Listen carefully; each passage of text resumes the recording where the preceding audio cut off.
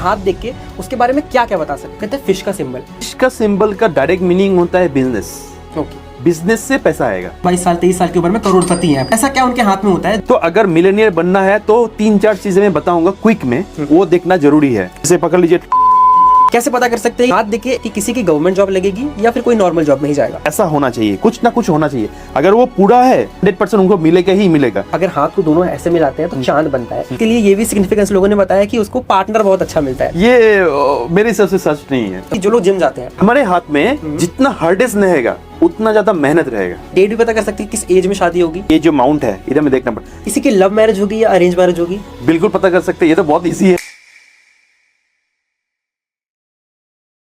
नमस्कार दोस्तों, आप सभी का स्वागत है एक और बेहतरीन पॉडकास्ट में। मैं हूं आपका शिखर और आप देख रहे हैं द पॉडकास्टी शो। और आज का एपिसोड है बहुत ही ज़्यादा स्पेशल होने वाला है, क्योंकि आज हम बात करने वाले हैं पामस्ट्री के ऊपर। हर इंसान जब जन्म लेता है तो उसके हाथ में कुछ रेखाएं होती हैं और सभी की रेखाएं एक दूसरे से बहुत ही अलग और बहुत ही यूनिक होती हैं। अगर हम बात करें इस शास्त्र के बारे में तो ये शास्त्र 5000 साल पुराना है और इस शास्त्र को ना ही सिर्फ इंडिया में बल्कि बाहर के देशों में भी प्रैक्टिस किया जाता है। अब आप पूछोगे बाहर के देश में, जैसे कि चाइना, इजिप्ट, और इजिप्ट में जैसे एस्ट्रोटॉटन, उन्होंने भी इस विद्या को सीखा और उसके साथ साथ ना ही उन्होंने सिर्फ सीखा, उन्होंने द ग्रेट अलेक्जेंडर को भी ये चीज सिखाई। ये पॉडकास्ट बहुत ही ज्यादा स्पेशल होने वाला है आपके लिए, क्योंकि इस पॉडकास्ट में आप ये चीज जानने वाले हो कि आपका पास्ट, प्रेजेंट और फ्यूचर कैसे होने वाला है, वो भी सिर्फ आपका हाथ देखकर। अब पूरे पॉडकास्ट में आपको सिर्फ रिलैक्स होकर बैठना है, अपने हाथ को एक तरफ रखना है और जो सर इस पूरे पॉडकास्ट में आपको बताएंगे उसे अपने हाथ से कंपेयर करना है। कि आज के जो हमारे स्पेशल गेस्ट है उनका नाम है डॉक्टर साई सुविजीत सर। वो एक एस्ट्रोलॉजर है, एक पामस्ट्री एक्सपर्ट है एंड एक ऑथर भी है। जो एक्सपीरियंस है दैट इज ओवर 25 ईयर्स। तो आप ये जान ही सकते हो कि जो आपको नॉलेज मिलने वाली है वो कितनी ज्यादा ऑथेंटिक है और कितनी ज्यादा यूनिक है। Without any delay let's start the podcast. नमस्कार सर, कैसे हो आप?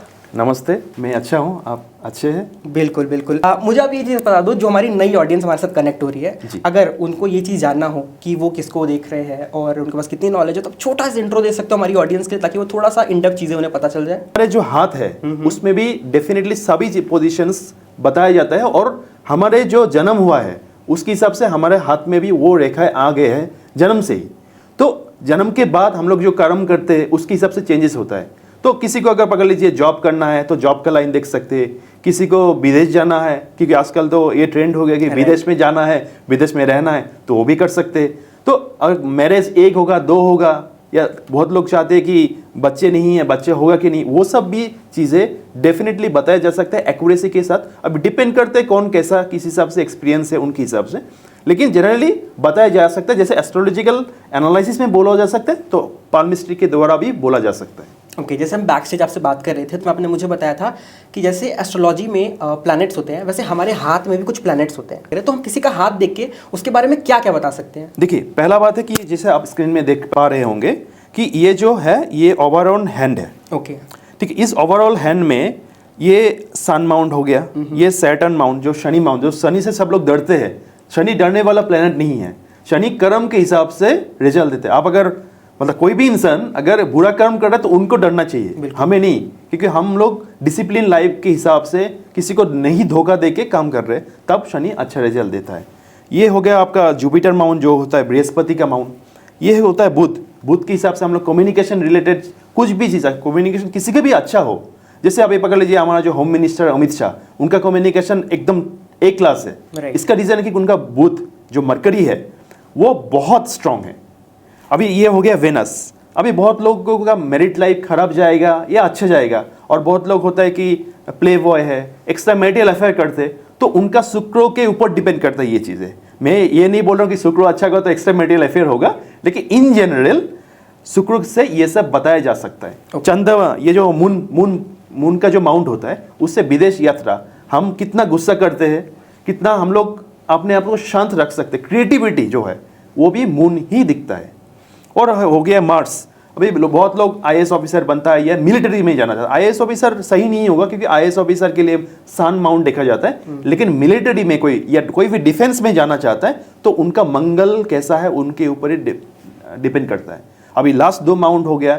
एक होता है कि बहुत लोगों को इनहेरिटेंस प्रॉपर्टी नहीं मिलता है, तो उनके लिए ये केतु माउंट देखना जरूरी है।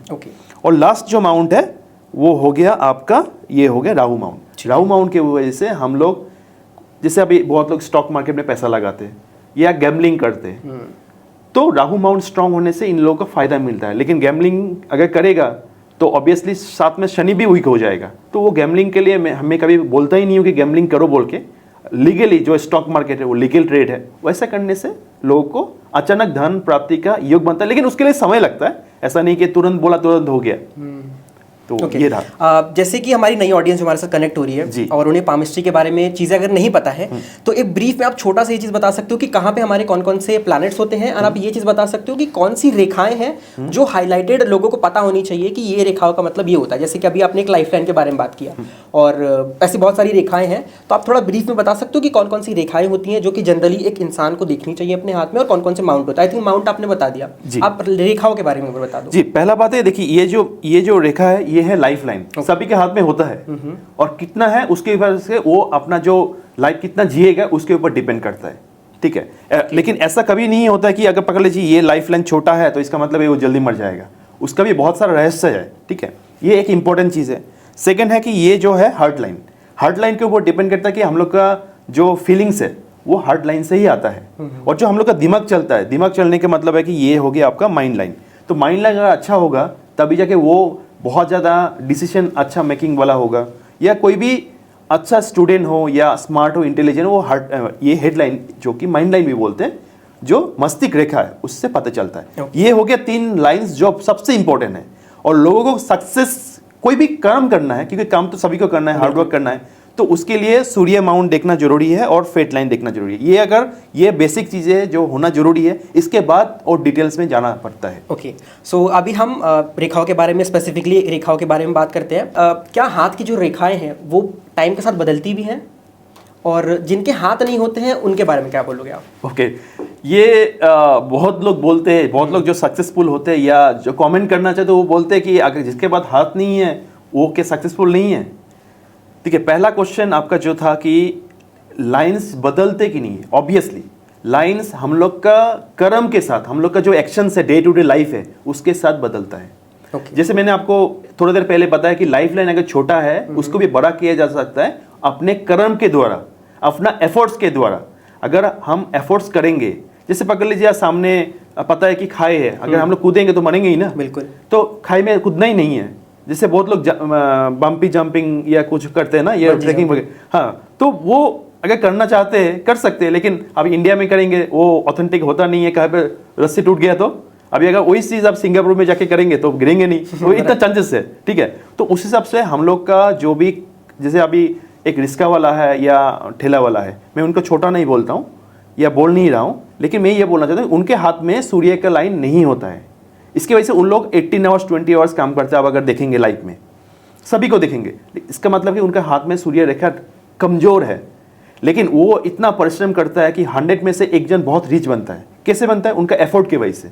तो हम लोग जो भी काम करते हैं उसके एफर्ट के हिसाब से लाइंस बदलते हैं और बदलने का ताकत होता है हमारा। इसीलिए जो होता है, जो डेस्टिनी है वो अलग होता है, कर्म अलग होता है। तो कर्म के द्वारा हम लोग डेस्टिनी को चेंज कर सकते हैं। डेस्टिनी तो भगवान ने दे दिया है, लेकिन हम लोग कर्म करेंगे तो कुछ भी चीज़, इम्पॉसिबल चीज़ भी हम लोग हासिल कर सकते हैं। ऑब्वियसली लीगली जो है, अगर हम बोलेंगे कि हम चांद में जाएंगे उड़ के तो नहीं जा सकते ना, लेकिन हाँ, हम लोग सक्सेसफुल बनेंगे, ये बनेंगे, तो हमारे जो एफर्ट्स है, एफर्ट्स के द्वारा लाइंस को चेंज किया जा सकता है। यानी आपका मेन कहना ये है कि टाइम के साथ इंसान की जो हाथ की हस्तरेखाएं हैं वो बदलती हैं। बिल्कुल। एक इम्पॉर्टेंट चीज़ मैं बोलना चाहता हूँ। अब बहुत लोगों को देखेंगे कि शादी के बाद लाइफ अलग होता है, शादी से पहले लाइफ अलग था। राइट। इसका प्रभाव बहुत होता है, जो लोगों को बहुत सिग्निफिकेंस पता नहीं होता है। अभी जैसे किसी नया व्यूअर्स है, उनको कौन सा हैंड देखना है वो भी इंपॉर्टेंट होता है। राइट। अभी 5000 साल पहले, ये 5000 नहीं 200 साल पहले सभी वुमेन या गर्ल्स जो भी है वो हाउसवाइफ थे। इसीलिए उनका लेफ्ट हैंड देखा जाता है, क्योंकि तब उनका एक्टिव हैंड लेफ्ट होता था। लेकिन अभी के जमाने में सभी वुमेन भी इंडिपेंडेंट है, सभी अपना बलबूते पे खड़ा हो रहे हैं। राइट। तो इसीलिए वो अगर हाउसवाइफ नहीं है, जॉब कर रहे हैं या बिजनेस कर रहे हैं, कोई भी पैसा रिलेटेड कुछ कार्य कर रहे हैं या एक्शंस है उनका, तो डेफिनेटली उनको राइट हैंड ही देखना चाहिए, लेफ्ट हैंड नहीं। बिल्कुल ये गलत है। ओके जी। और अगर मेल्स के बारे में बात करें तो उन्हें कौन सा हैंड देखना चाहिए? मेल भी राइट हैंड ही देखना चाहिए, लेकिन कुछ कुछ लोग लेफ्ट हैंड ही होता है, लेफ्ट ही होता है, तो उनको लेफ्ट हैंड देखना चाहिए। यानी कि जो हाथ से आप ज़्यादा काम करते हो उस हैंड को प्रायोरिटी देके उसे दिखाना राइट। चाहिए। लेकिन कभी कभी जैसे फीमेल के केस में जनरली देखा जाता है कि कुछ जैसे मैरिज हो गया, उनके पास किड्स हो गया और 3-4 और टॉपिक है, उनका लेफ्ट हैंड भी देखना जरूरी है, राइट हैंड भी देखना जरूरी है। तो वो सिर्फ एक्सपर्ट ही बता सकते कि लेफ्ट हैंड देखना है, राइट हैंड देखना है। उस केस में मैं अपने वीडियोस में ये बता देता हूं कि हाँ, ये चीज के लिए लेफ्ट हैंड देखना है, ये चीज के लिए राइट हैंड देखना है। For females, for mails of course right hand, अगर वो राइट हैंडेड है। अच्छा, आपके हिसाब से अगर बात करें तो हाथ और हस्तरेखा अगर हम देखते हैं पामस्ट्री में, और तो उसमें कौन सी ऐसी चीज़ें हैं जो आपने बहुत ही यूनिक लोगों के हाथ में देखी है अभी तक?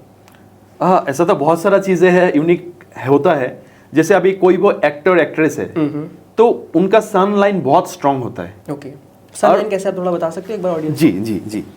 तो सबसे इम्पोर्टेंट ये है कि जैसे कि देखेंगे ये हो गया आपका सन का माउंट। ओके, ठीक है। सन माउंट में अगर आप देखेंगे कि ये जो लाइन है, ये जो जगह है, इसको हम लोग माउंट बोलते हैं। ओके, ये एक लौता माउंट है जो फ्लैट होता है। Okay. फ्लैट का मतलब है कि स्ट्रांग है। अगर डाउन है तो अंडर डेवलप्ड है। Okay. और ये हो गया आपका जुपिटर माउंट, वो माउंट जैसा होता है, लेकिन सन माउंट जैसा नहीं होता। उसको फ्लैट को ही माउंट, अच्छा माउंट बता जाता है। ठीक है। अभी ये देखना पड़ेगा कि अगर कोई सक्सेसफुल होना चाहता है तो सन लाइन नीचे से लेके ऊपर तक पूरा क्लियर होना चाहिए। उसमें कोई भी मार्किंग्स नहीं होना चाहिए ऐसा, या कोई भी मोल नहीं होना चाहिए। मोल होने से वो सक्सेस के तरफ जाता है लेकिन 100% नहीं पहुंच पाता है। उस रीजन उनको रोक देता है। 99 पहुंच के भी वापस आना पड़ता है 70 में, फिर से मेहनत करता है, फिर से जाता है, लेकिन वो उनको उस तरीके से नहीं मिल पाता जब तक सन में कुछ भी निगेटिव साइंस हो या सिंबल्स हो या मेन सन लाइन कटा हुआ हो। यानी कि बार बार एफर्ट करेगा बट वो वापस से आ जाएगा जीरो पे। जीरो पे नहीं आएगा, लेकिन कष्ट होगा, स्ट्रगल ज्यादा होगा। लेकिन सिर्फ सन माउंट की वजह से ही तो वो सक्सेसफुल नहीं हुआ होगा ना, दूसरा माउंट भी देखना पड़ेगा ना। राइट। अभी जैसे हॉरोस्कोप में मैं एक छोटा सा चीज ऐड करना चाहूंगा। हॉरोस्कोप में बहुत लोग बोलते हैं कि सन डेबिलेटेड होता है तो लाइफ में सक्सेसफुल नहीं होता है। अगर डेबिलेटेड के बारे में, हाँ, डेबिलेटेड का मतलब होता है कि वीक। ओके, वो उस साइन पे वो सन का माउंट जो है, सन प्लेनेट जो है वो वीक है। तो कैसे पता कर सकते हैं कि सन जो माउंट है वो वीक है किसी का? हाँ, मैं हॉरोस्कोप से एक लाइन बताऊंगा कि अगर वो लिब्रा मून साइन में है वो डेबिलेटेड होता है, और एक्सेलरेटेड का मतलब होता है स्ट्रांग, जो कि एरिस में है। नेक्स्ट महीने अभी एरिस में आने वाला है, तो इसलिए चीज़ें बहुत नॉर्मल हो जाएगा और चीज़ें फिर से फ्लो होने शुरू होगा। तो लेकिन ऐसा कभी नहीं होता है कि सिर्फ सन माउंट वीक होने से ही वो मतलब वो डेबिलेटेड है इसका मतलब सक्सेसफुल नहीं हो पाएगा। ये मैंने बहुत लोगों हाथ में देखा है और वो लोग सक्सेसफुल है। ओके, अभी हाथ से पता कैसे चलेगा वो स्ट्रांग है कि नहीं? तो सबसे पहले देखना पड़ेगा कि जैसे मैंने आपको बताया कि ये जो माउंट है ये पूरा वो होना चाहिए, क्या बोलते हैं, फ्लैट होना चाहिए, तभी जाके पॉसिबल है। फ्लैट मतलब ये पूरा ऐसा होना चाहिए, डाउन नहीं होना चाहिए। अगर डाउन होगा तो वो स्ट्रांग नहीं है। लेकिन साथ में सन लाइन होना जरूरी है, और उसमें कोई अगर अच्छा रेखा है, स्टार हो गया या स्क्वायर हो गया या ट्रायंगल हो गया, तो ये सब एक्स्ट्रा बूस्ट अप देता है, फॉर्च्यून को क्रिएट करता है, हमारे लाइफ में फॉर्च्यूनेट इंसान बनाता है, लकी इंसान बनाता है। लेकिन उसके लिए स्टार जैसा एक सिंबल है, वो आज हुआ तो आज ही रिजल्ट नहीं देगा, वो स्टेप बाय स्टेप आपको बनाते जाएगा, वो कुछ साल के बाद वो सक्सेस देगा। लेकिन वो सक्सेस का पहला सीरीज से ही आपको लगे कि हाँ, मैं अच्छा और राइट डायरेक्शन में जा रहा हूँ और मैं लकी हूँ, ऐसा पता चलता है। सर, जैसे मैंने लोगों को देखा है उनके हाथ में, और बहुत सारे लोगों को ना एक सिंबल होता है जिसे हम कहते हैं फिश का सिंबल, तो उसका क्या सिग्निफिकेंस है हाथ में? फिश का सिंबल का डायरेक्ट मीनिंग होता है बिजनेस। ओके, बिजनेस से पैसा आएगा। अभी जिस माउंट पे है उस माउंट को वो ज्यादा एक्टिवेट करता है और उस माउंट को सक्सेस बनाने के लिए कोशिश करवाता है। ठीक है। जैसे अभी अगर सन माउंट पे है, जैसे कि मैं ये अगर ड्रॉ करूंगा कि इधर पे है फिश साइन है, तो उनको नेम एंड फेम रिकॉग्निशन ज्यादा मिलेगा। ओके, अभी वही चीज अगर ये जो केतु माउंट है इधर पे है, तो उसका मीनिंग अलग हो जाता है। ओके। तो वो बिजनेस रिलेटेड होता है। अभी इधर में फिश है तो जनरली बिजनेस कैसा होगा उसके ऊपर डिपेंड करता है। ओके। अच्छा, मैंने बहुत सारे लोगों के हाथ में ये भी देखा है कि जैसे कुछ लोगों को ना बहुत क्विक सक्सेस मिल जाती है, और कुछ लोग काफ़ी टाइम तक मेहनत भी करते रहते हैं, बट उनको ना वो डिज़ायर्ड रिजल्ट नहीं मिलता जो उनकी एक्सपेक्टेशन होती है। तो ऐसे भी कोई साइंस होते हैं जो जैसे अभी के टाइम पे हम गेमर्स देखते हैं, बहुत सारे गेमर्स हैं जो बहुत यंग एज में, यानी 21-22 साल 23 साल की उम्र में करोड़पति हैं एटलीस्ट, तो वो क्या सिग्निफिकेंस होता है? ऐसा क्या उनके हाथ में होता है जो कि बहुत ही यूनिक होता है, जो इतनी सक्सेस मिलती है? पहला बात है कि वो उनका जो अभी समय है वो समय के हिसाब से उनका लाइन अच्छा है, इसीलिए उनको सक्सेस मिल रहा है। ऐसा कोई नहीं है कि उनको अभी 20-22 साल का है तो सक्सेस उनको तुरंत मिल गया है। आप जैसे अभी आप पकड़ लीजिए, जो भी आपका एज है, पकड़ लीजिए एक्स है, 25 है, सपोज मैं पकड़ता हूँ, हाँ। ठीक है, तो इसका मतलब नहीं कि अभी आप सक्सेसफुल नहीं होंगे। हो सकता है कि आप 1 महीने में ही आप इतना सक्सेसफुल हो जाए जो लास्ट 5 साल में नहीं हो पाए। वो डिपेंड करता है कि हमारा जो ये जो सन माउंट है उसके ऊपर डिपेंड करता है, ये जो फेट लाइन है उसके ऊपर डिपेंड करता है कि फेट लाइन कितना स्ट्रांग है। फेट लाइन अगर उस जगह में एक्टिवेशन ज्यादा है, या कोई पकड़ लीजिए स्टार्ट आपका बना हुआ है लास्ट 2 साल से, जैसे आप पॉडकास्ट कर रहे ऑलमोस्ट बहुत साल हो गया, 2-3 साल 5 साल हो गए, तो आपको वो स्टेप बाय स्टेप आपको उस जगह में पहुंचाया है अभी तक। हो सकता है कि आप 1 महीने में आप प्राइम मिनिस्टर के साथ पॉडकास्ट करें, वो भी पॉसिबल है ना, बहुत लोग करते भी है। बिल्कुल। तो वो स्टार पकड़ लीजिए, मैं बृहस्पति में ही बना रहा हूँ जो कि गुरु पर्वत है, तो उसके वजह से भी हम लोगों को एक लीडरशिप, एक मोटिवेशन मिलता है, और हम लोग को एक स्पीकिंग पावर मिलता है जहां पे लोग पसंद करने लगते हैं। तो ये क्विक सक्सेस का कोई फॉर्मूला नहीं है।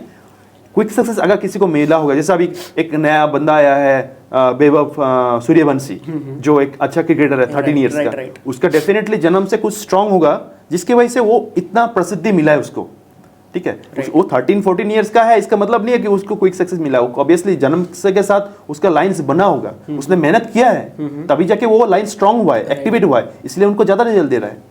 अच्छा, हमने बात कर ली अभी तक स्टार के बारे में, और हमने बात कर ली फिश सिंबल के बारे में जी। और भी ऐसे कोई सिंबल्स होते हैं हाथ में? उनके हाथ में ऐसे कौन से सिंबल्स हैं जो ये दर्शाते हैं कि वो मिलियनर बनेंगे? तो अगर हमारी ऑडियंस अगर देख रही है तो वो ये चीज़ कंपेयर कर सकती है ना कि अंबानी जी के हाथ में कौन सी रेखा है, तो आप अपने हाथ को देख लो भाई, और अभी जो सर बताने वाले हैं वो कंपेयर कर लो। अगर वो रेखाएं आपके हाथ में है तो कमेंट करके जरूर बताना, ठीक है। अब आप बता दो सर कौन सी रेखा है, बहुत सारी ऑडियंस वेट कर रही है जानने के लिए। पहला बात है, मिलीनियर बिलियनियर बनने के लिए एक साइन सफिशिएंट, मतलब ओनली वन साइन सफिशिएंट नहीं होता है। ओके।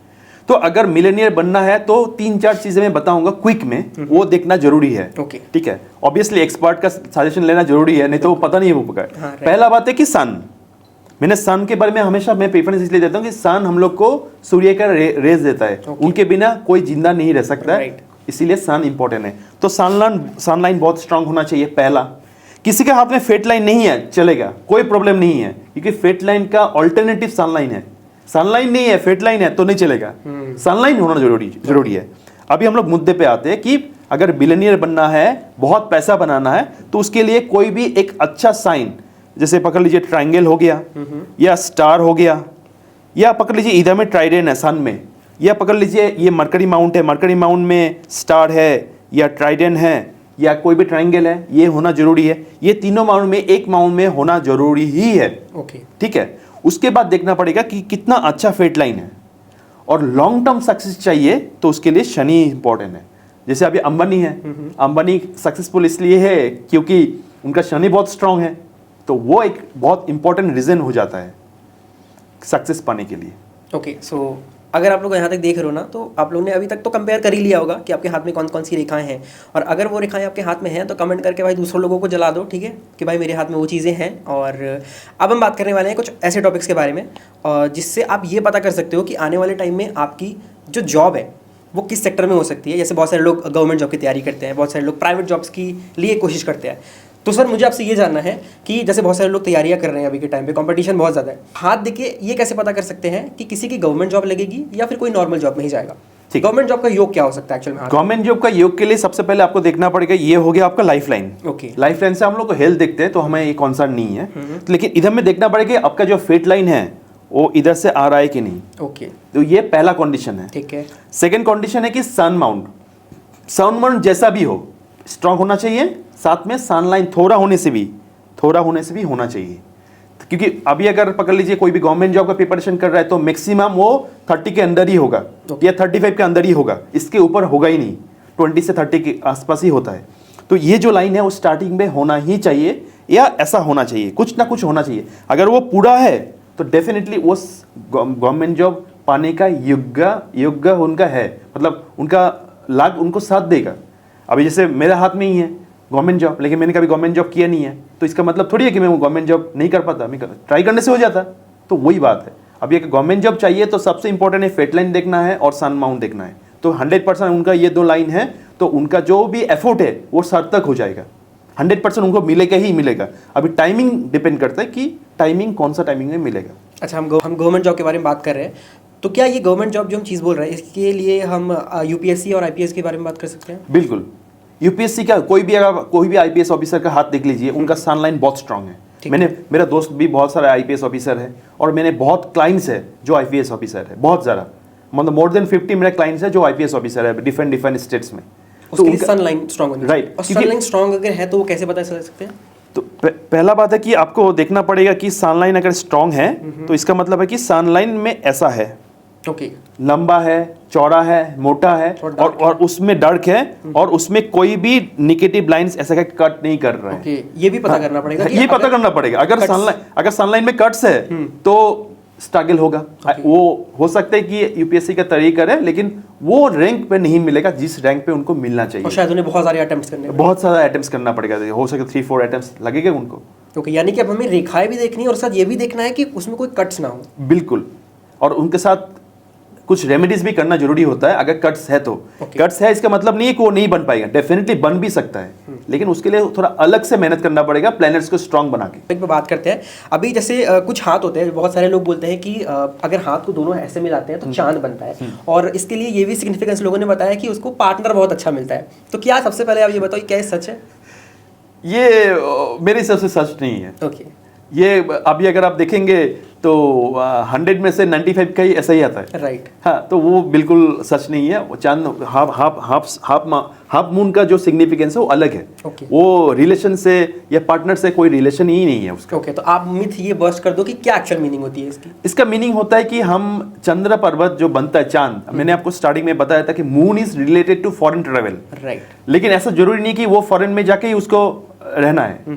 कभी हो सकता है कि जैसे मैं जाता हूँ, मैं बिजनेस, मेरा ऑल ओवर वर्ल्ड में क्लाइंट है, Right. तो मेरा क्लाइंट दूसरी जगह से आता है, मतलब इन टर्म्स ऑफ मतलब ऑनलाइन में। हाँ. ठीक है, तो इंपोर्ट एक्सपोर्ट का किसी को बिजनेस करना है तो वो ये कर सकता है, या कोई कभी फॉरेन ट्रिप में चले गए घूमने के लिए तो वो भी हो सकता है। तो उसका मतलब होगा कि आप फॉरेन से रिलेटेड कुछ भी कार्य करेंगे।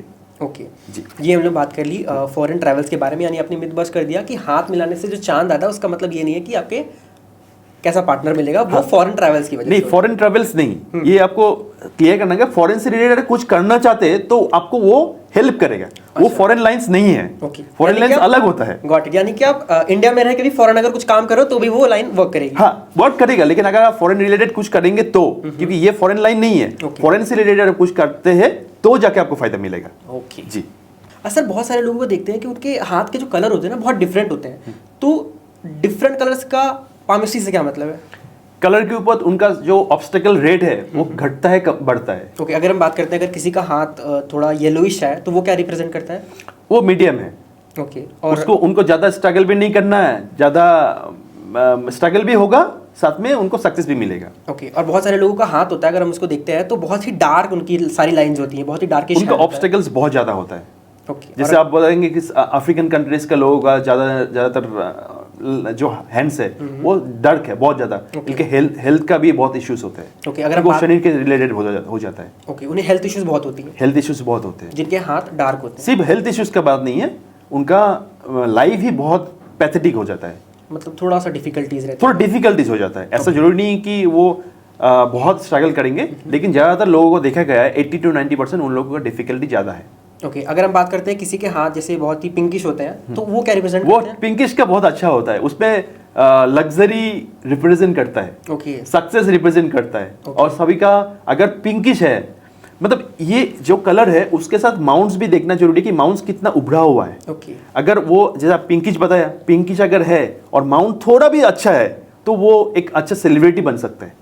आप किसी का बहुत सारा सेलिब्रिटी देखेंगे ना, उनका पिंकिश टाइप रहेगा, तो उनका और ज्यादातर मैंने देखा कि फीमेल्स के ज्यादा ऐसे होते फीमेल्स के ज्यादा होते हैं, फीमेल्स के ज्यादा होते हैं, वही सक्सेसफुल होते हैं। ओके, अगर हम इसमें बात करते हैं जैसे बहुत सारे लोगों के हाथ अगर दिखते हैं तो उनकी जो लाइंस होती है बहुत ही ज्यादा वो मतलब अच्छे से विजिबल नहीं होती है कुछ लोगों की लाइंस, तो वो क्या इंडिकेट करती है? ज्यादा अच्छे से अगर विजिबल नहीं है, इसका मतलब है कि वो उतना ज्यादा प्रसिद्धि नहीं मिलेगा। आप किसी को भी उठा के देख लीजिए आप। ओके, हाँ, वो लाइंस विजिबल होगा तभी जाके हम लोग का दुनिया में उनको कुछ भी करना है तो उन पर सक्सेस मिलेगा उनको। यानी ऐसे लोग गुमनाम रहते हैं, प्रॉपर उन्हें रिकग्निशन नहीं मिलता। गुमनाम नहीं बोल सकते, लेकिन उनका पीठ पीछे भी बहुत सारा चीजें होता है। लोग खराब बोलते हैं, अच्छा भी करना चाहते, वो अच्छा ही करते होंगे लोगों के लिए, लेकिन उनके नाम पे वो बुरा ही बोलते हैं। नाम प्रसिद्धि नहीं होता है। अगर पकड़ लीजिए हाउस वाइफ है एक, Okay. उनका हाथ का रेखा पकड़ लीजिए आप, जैसे आप बताए कि थोड़ा सा विजिबल कम है, विजिबिलिटी कम है, तो वो अच्छा करते होंगे, इंसान अच्छा होगा, लेकिन साथ में उनको नाम बदनाम भी बहुत, डिफेम बहुत मिलता है। ओके, इसके साथ ना एक बहुत ज़्यादा रील वायरल हुई थी रिसेंटली, जहाँ पे एक मैम थी, उन्होंने ये चीज़ बोली थी कि जो लोग जिम जाते हैं और तो जैसे अभी ऑब्वियसली बात है कि मैं भी जिम जाता हूँ, तो मेरे हाथ में भी ना कुछ जैसे यहाँ पे डार्क डार्क हो जाता है अगर हम हैवी वेटिंग लिफ्टिंग करते हैं तो क्या जो जो लोग जिम जाते हैं और उनके हाथ में ब्लैक ब्लैक हो जाता है, क्या उससे भी कुछ पामिस्ट्री में फर्क पड़ता है या फिर बिल्कुल पड़ता है। सिर्फ जिम जाने का नहीं है, कोई भी हैवी चीज हम लोग कॉन्टिन्यूसली एक जगह से उठाते हैं तो ये कुछ कुछ रेखा है में, जैसे ये जो सन माउंट है इधर पे, ये कोई भी ये जो 4 माउंट है इसमें थोड़ा हार्डनेस आ जाता है। ओके हमारे हाथ में जितना हार्डनेस रहेगा उतना ज्यादा मेहनत रहेगा, ओके कोई भी चीज के लिए हो। अगर हमारे हाथ में बहुत सॉफ्ट है, आप देखेंगे फीमेल लोग बहुत सॉफ्ट होते हैं हाथ, राइट, इसलिए थोड़ा सा कर्म करते हैं उन लोगों को सक्सेस मिलता है जो लोग करना चाहते हैं। ठीक है, अगर मेल के साथ भी वही है, अगर आपका हाथ हार्ड हो जाता है तो वो एज में जाके आपको हार्डनेस का सामना करना पड़ सकता है। इसलिए अगर आप जिम कर रहे हैं तो इट्स गुड, लेकिन साथ में ग्लोव्स पहन के करिए ताकि आपका जो रॉड है, जो पकड़ लीजिए डंबल उठाया आपने, वो लोहा आपके उधर में वो लोहा आपको ज्यादा परेशान नहीं करना चाहिए स्किन में। ओके, और उससे आपका रेखाएं भी बहुत लोगों को देखेंगे ना, इधर में रेखाएं है लेकिन इधर में रेखा नहीं है, मतलब इधर में रेखा है इधर में रेखा नहीं है, वो मिट जा रहा है। तो उनका जो बाद का लाइफ है लास्ट 20 ईयर्स 25 ईयर्स वो स्ट्रगल होने वाला है। यानी कि जिम जाने से भी आगे की जो फ्यूचर है वो थोड़ा डार्क हो रहा है। मैंने देखा है लोग बहुत सक्सेसफुल थे लेकिन उनका हाथ में ऐसा लाइंस है, उसके बाद उन लोगों ने बहुत डाउनफॉल देखा है लाइफ में। और ये मेनली जिम जाने से होता है। और हैवी सिर्फ जिम जाने के लिए नहीं, कोई भी हैवी लिफ्टिंग करते कॉन्टिन्यूसली एक ही चीज करेंगे, जैसे अभी बस्ता उठाएंगे, जैसे बहुत सारा लेबर है जो काम करते, तो उनका हाथ में भी देखेंगे आप वो जगह में स्ट्रांग होगा। ओके, स्ट्रांगनेस नहीं होना चाहिए ज़्यादा। ठीक है, अगर हम इसमें अब बात करते हैं लव लाइफ के बारे में, सबसे ज़्यादा कंट्रोवर्शियल टॉपिक है लोगों का और इंटरेस्ट भी बहुत रहता है जी। तो कौन सी लाइन है जो लव को रिप्रेजेंट करती है? और बहुत सारे लोगों के क्वेश्चन रहते हैं कि उनकी शादी कब होगी, तो क्या हम पामिस्ट्री से डेट भी पता कर सकते हैं किस एज में शादी होगी? बिल्कुल कर सकते हैं। तो सबसे पहले हमारा जो शादी जब होगा उसका देखने के लिए आपको ये जो माउंट है इधर में देखना पड़ेगा। ये आप गलती नहीं करना चाहिए, ये जो है मरकरी माउंट है, मरकरी माउंट को नहीं देखना है। ये जो हमारा साइड में जो ये होता है, ये जगह में, इस जगह में देखना पड़ेगा कि आपका लाइंस कितना है। ये अब मैंने पकड़ लिया 0, ये है, ये 70 है, इसके बीच में से एक लाइन निकालता हूँ, मोटा सा एक लाइन निकालता हूँ लंबा वाला, वो लाइन होता है शादी का। अब इससे पहले एक छोटा सा लाइन ड्रॉ करता हूँ, ये वाला, ये उसका छोटा सा ड्राइव करता हूँ, तो लोग बोलते हैं कि ये 3-4 लाइन होगा तो 3-4 अफेयर्स होगा। ऐसा जरूरी बिल्कुल नहीं है। ऐसा हो सकता है कि 2 या 3 बार उनका शादी का योग बना है लेकिन शादी कैंसिल्ड हो गया या पोस्टपोन्ड हो गया। ऐसा हो सकता है कि मैरिज टूटने का मतलब मैरिज नहीं बोल सकते कि उनका जो रिलेशनशिप है वो टूटने का चांसेस रहता है। ओके जी, यानी कि अगर यहाँ पे किसी के 2-3 लाइन्स है तो वो ये भी रिप्रेजेंट करता है कि प्रीवियस रिलेशनशिप्स थे उनके। हाँ बिल्कुल हो सकता है, पॉसिबिलिटी है, लेकिन दावे के साथ सिर्फ एक्सपर्ट ही बता सकते हैं। ये मैं किसी को खराब नहीं बोल सकता हूँ ना ऐसे, ठीक है ना। तो वो हो भी सकता है, नहीं भी हो सकता है। और रिलेशनशिप था बोल के वो उसके लिए बारीकी से बारीकी चिन्ह बहुत सारा देखना जरूरी है। साथ में वेनस माउंट भी देखना पड़ेगा आपको, सिर्फ ये माउंट देखने से नहीं होगा। और आपने एज का बताया ना, ये जो मैंने लाइंस बताया ये मिडिल वाला है, ये 35 का है। ओके, मैं अप्रोक्स, उसके नीचे जो है वो पकड़ लीजिए आपका अराउंड 27 के आसपास है, और एकदम नीचे जो है वो 20-18 का है, तो वो मैं कैलकुलेट नहीं कर रहा हूँ। जितना छोटा लाइन है वो उतना कम रिलेशनशिप, और वो रिलेशनशिप कन्वर्ट नहीं होगा। अब पकड़ लीजिए कोई व्यूअर सब देख रहा है कि उनका एज 20 है, अब रिलेशनशिप में और छोटा लाइन है, तो रिलेशनशिप वर्कआउट ही नहीं करेगा। तो इससे बेटर है कि आप सिंगल ही रहे एटलीस्ट 25 ईयर्स तक। सर क्या पामिस्ट्री से ये भी पता कर सकते हैं कि किसी की लव मैरिज होगी या अरेंज मैरिज होगी? बिल्कुल पता कर सकते हैं, ये तो बहुत ईजी है पता करना। सबसे पहले आपको वेनस माउंट देखना है कि वेनस माउंट प्रोमिनेंट है कि नहीं। Okay. अगर वेनस माउंट प्रोमिनेंट है, वो पहला सिंबल है, पहला इंडिकेशन है। Okay. ठीक है, इसमें 3-4 इंडिकेशन आपको देखना पड़ेगा। ये पहला इंडिकेशन हो गया कि वेनस माउंट प्रोमिनेंट है कि नहीं। Okay. कि वेनस रिप्रेजेंट करता है रिलेशनशिप, रोमांस, इसलिए इसको रोमांस प्लेनेट भी बोला जाता है। ठीक है, लव प्लेनेट बोला जाता है। इसके बाद हो गया Brihaspati, Jupiter. In general Jupiter हम लोग को पैसे का देखा जाता है, लेकिन अगर आपका question related to love marriage है तो वो देखना पड़ेगा जुपिटर का जो माउंट है वो प्रोमिनेंट है कि नहीं। ये हो गया आपका सेकेंड कंडीशन। ठीक है, सेकेंड कंडीशन। तो अभी सबसे इंपॉर्टेंट है कि इस जुपिटर माउंट में अगर क्रॉस है तो ये इंडिकेट करता है कि लव मैरिज होने का। Okay. और ज़्यादा आपको एक्यूरेसी के साथ देखना है तो तो आपको देखना पड़ेगा ये जो हार्ट लाइन है ये ऐसा करके जुपिटर माउंट में जाना चाहिए, या सबसे और एक ब्रेक होके ऐसा करके जाना चाहिए, जुपिटर माउंट में जाना चाहिए। और ये जो लाइन मैंने बताया ये वाला, ये मिडिल फिंगर और index finger, middle finger and ring finger के बीच में होना चाहिए। ओके। हाँ, मैं अच्छे से ड्रॉ करके दिखाता हूँ आपको, ऐसा होना चाहिए। ओके। तो लव मैरिज होने का 99% पॉसिबिलिटी सर कि लव मैरिज ही होगा। ठीक है, और अब बात करते हैं अरेंज मैरिज के बारे में, तो वो क्या इंडिकेट करता है? अरेंज मैरिज का अगर आप देखना चाहते हैं तो सबसे पहले है कि आपका वेनस का माउंट हो सकता है कि उतना स्ट्रांग ना हो। ओके। ठीक है, अगर हम वीनस माउंट स्ट्रांग होने की बात करते हैं, अगर ऑडियंस को पता करना है कि उनका वीनस माउंट स्ट्रांग है कि नहीं, तो जैसे हमने प्रोमिनेंट की बात जी। करी, तो इसको हम थोड़ा और सिंप्लीफाई करके लोगों को बता सकते हैं? हाँ, जैसे ये हो गया आपका वेनस माउंट। ओके। ठीक है, आपको देखना पड़ेगा कि ये वेनस माउंट उभरा हुआ है कि नहीं। राइट। बहुत लोगों के हाथ में देखेंगे बहुत मोटा भी है लेकिन बहुत दबा हुआ है। दबा हुआ होने से वेनस माउंट स्ट्रांग नहीं है। Okay. अगर ये उभरा हुआ है तो वो स्ट्रांग माना जाता है। Okay. अगर ओवर प्रोमिनेंट है तो वो अच्छा नहीं माना जाता। वो लव मैरिज करेगा लेकिन बहुत लोगों के साथ रिलेशन भी रहेगा, और हर्डल्स रहेंगे लाइफ में। हर्ट्स नहीं रहेंगे। ओवर प्रोमिनेंट का मतलब है कि एक्स्ट्रा मैरिटल अफेयर्स होने का चांसेस बहुत ज़्यादा होता है। ओके। हाँ, मल्टीपल रिलेशनशिप होने का संभावना बहुत ज़्यादा होता है। सिर्फ वेनस माउंट से नहीं, आपका जो मैरिज लाइन है उसका भी अगर आप ऐसा करके देखेंगे, ऐसा हो गया या फॉर्क लाइक स्ट्रक्चर हो गया, उससे भी पता चलता है कि हाँ एक्स्ट्रा मैरिटल अफेयर हो सकता है। ठीक है, अगर हम ये चीज़ के बारे में बात कर रहे हैं, अगर हम इसमें अगर करियर के बारे में बात करते हैं, तो एक टर्म आता है, बहुत सारे लोग अभी होते हैं ना, वो कंफ्यूज होते हैं कि उन्हें बिजनेस जाना चाहिए या जॉब करनी चाहिए। हमने बात करी अभी तक गवर्नमेंट जॉब के बारे में और नॉर्मल जॉब्स के बारे में। अगर कोई पर्सन है जिसको इंटरेस्ट है बिजनेस में भी और उनको जॉब में भी, मतलब उनको दो ऑप्शन है, बिजनेस में जाना चाहिए कि जॉब में, तो क्या पाम मिस्ट्री से हम ये देख सकते हैं कि बिजनेस करना चाहिए या फिर जॉब करना चाहिए? बिल्कुल देख सकते हैं। ओके। बिजनेस करने के लिए सबसे इंपॉर्टेंट होता है दिमाग। Right. ठीक है, तो दिमाग देता है, दिमाग का मतलब इन तरह से मेमोरी, जैसे हमारा मोबाइल में मेमोरी होता है उस तरह से मेमोरी है मरकरी। ओके। तो ये हो गया आपका मरकरी माउंट। ठीक है, तो मरकरी माउंट अच्छा होना चाहिए, लेकिन आपका क्वेश्चन है कि वो बिजनेस करेगा कि नहीं या बिजनेस कर सूटेबल है कि नहीं, तो उसके लिए देखना पड़ेगा ये जो बिजनेस लाइन है, इसको हेपाटिकल लाइन भी बोलते हैं, मरकरी लाइन भी बोलते हैं और बिजनेस लाइन भी बोलते हैं। जो भी एंटरप्रेन्योर है उनका ये लाइन अच्छा होता है, जैसे एलन मस्क है उसका लाइन अच्छा है, इसलिए वो बिजनेस माइंड रेट है। अभी मुकेश अंबानी का मैंने देखा था 3-4 साल पहले, वो प्रोमिनेंट था। अभी का पिक्चर के है कि नहीं वो देखना पड़ेगा।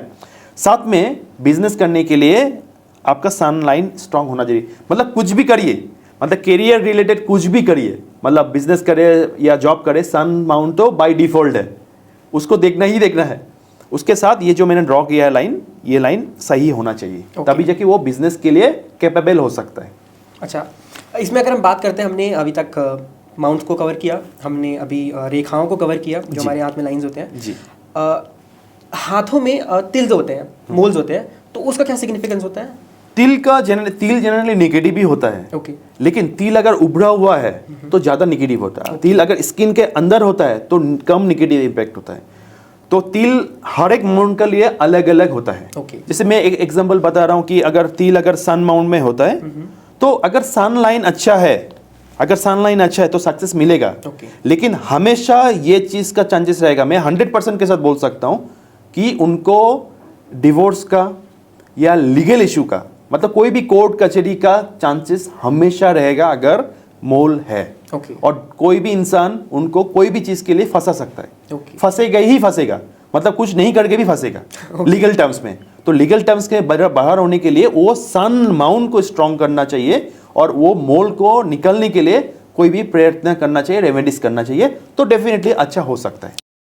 ओके। अगर हम बात करते हैं कि अगर कोई इंसान, जैसे कहते हैं कि हाथ अगर बंद करते हैं उसके अंदर मोल आता है तो वो बहुत पॉजिटिव होता है, तो क्या ये सच है? मोल कभी पॉजिटिव है ही नहीं। ओके। पहला बात ये, क्योंकि अब हम पूरा दिन में आप कितना बार हाथ ऐसे करके रखेंगे, मुट्ठी करके नहीं रखेंगे ना, हाँ। खोल के ही रखते हैं सभी लोग। राइट। तो मोल्स हमेशा निगेटिव होता है, उसका प्रभाव कम होना चाहिए, उसी से ही वो लाइफ अच्छे से जी पाएगा। Okay. मोल्स कभी भी पॉजिटिव नहीं होता है। ओके। जी। अगर लेफ्ट हैंड के बारे में बात करें, अगर वहाँ पे मोल हो तो क्या कुछ डिफरेंस है? तो अगर आपका डोमिनेंट हैंड नहीं है Okay. तो इफेक्ट कम करेगा, ये ना के बराबर करेगा। ओके। हाँ, ये ग्रंथ में भी लिखा हुआ है ये चीज़ कि मोल्स निगेटिव होता है। तो जैसे मोल के बारे में बात करते हैं, आई थिंक थोड़ा ऑफ द टॉपिक है, बट ऑडियंस का थोड़ा इंटरेस्ट है इस चीज़ पे।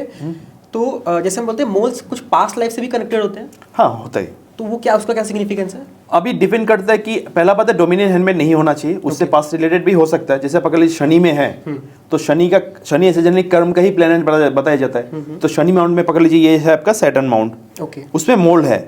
तो मतलब पास्ट लाइफ में ऑलरेडी आपका जो कर्म है वो खत्म नहीं हुआ है, जो मतलब निगेटिव कर्म है जो ये साल आपको देने वाला है, ये इस जन्म में। ओके तो इसीलिए वो मोल्ड इधर पे आया, जो आपका जो निगेटिव है वो आपको देने के बाद वो ऑटोमेटिक निकल जाता है। ओके ऐसा नहीं है मोल्ड परमानेंट होता है। आप किसी के लाइफ में भी देखेंगे नहीं वो 50 साल तक वो मोल्ड एक ही जगह में हो, वो कांस्टेंट हो, वो डिफरेंट इधर उधर होता रहता है वो। ठीक है। अच्छा, एस्ट्रोलॉजी में ना एक टर्म होता है राजयोग का। बहुत सारे लोग ये ढूंढते हैं कि हाथ में ऐसी कौन सी रेखाएं हैं जो राजयोग को दर्शाती है, तो कैसे पता कर सकते हैं इसको?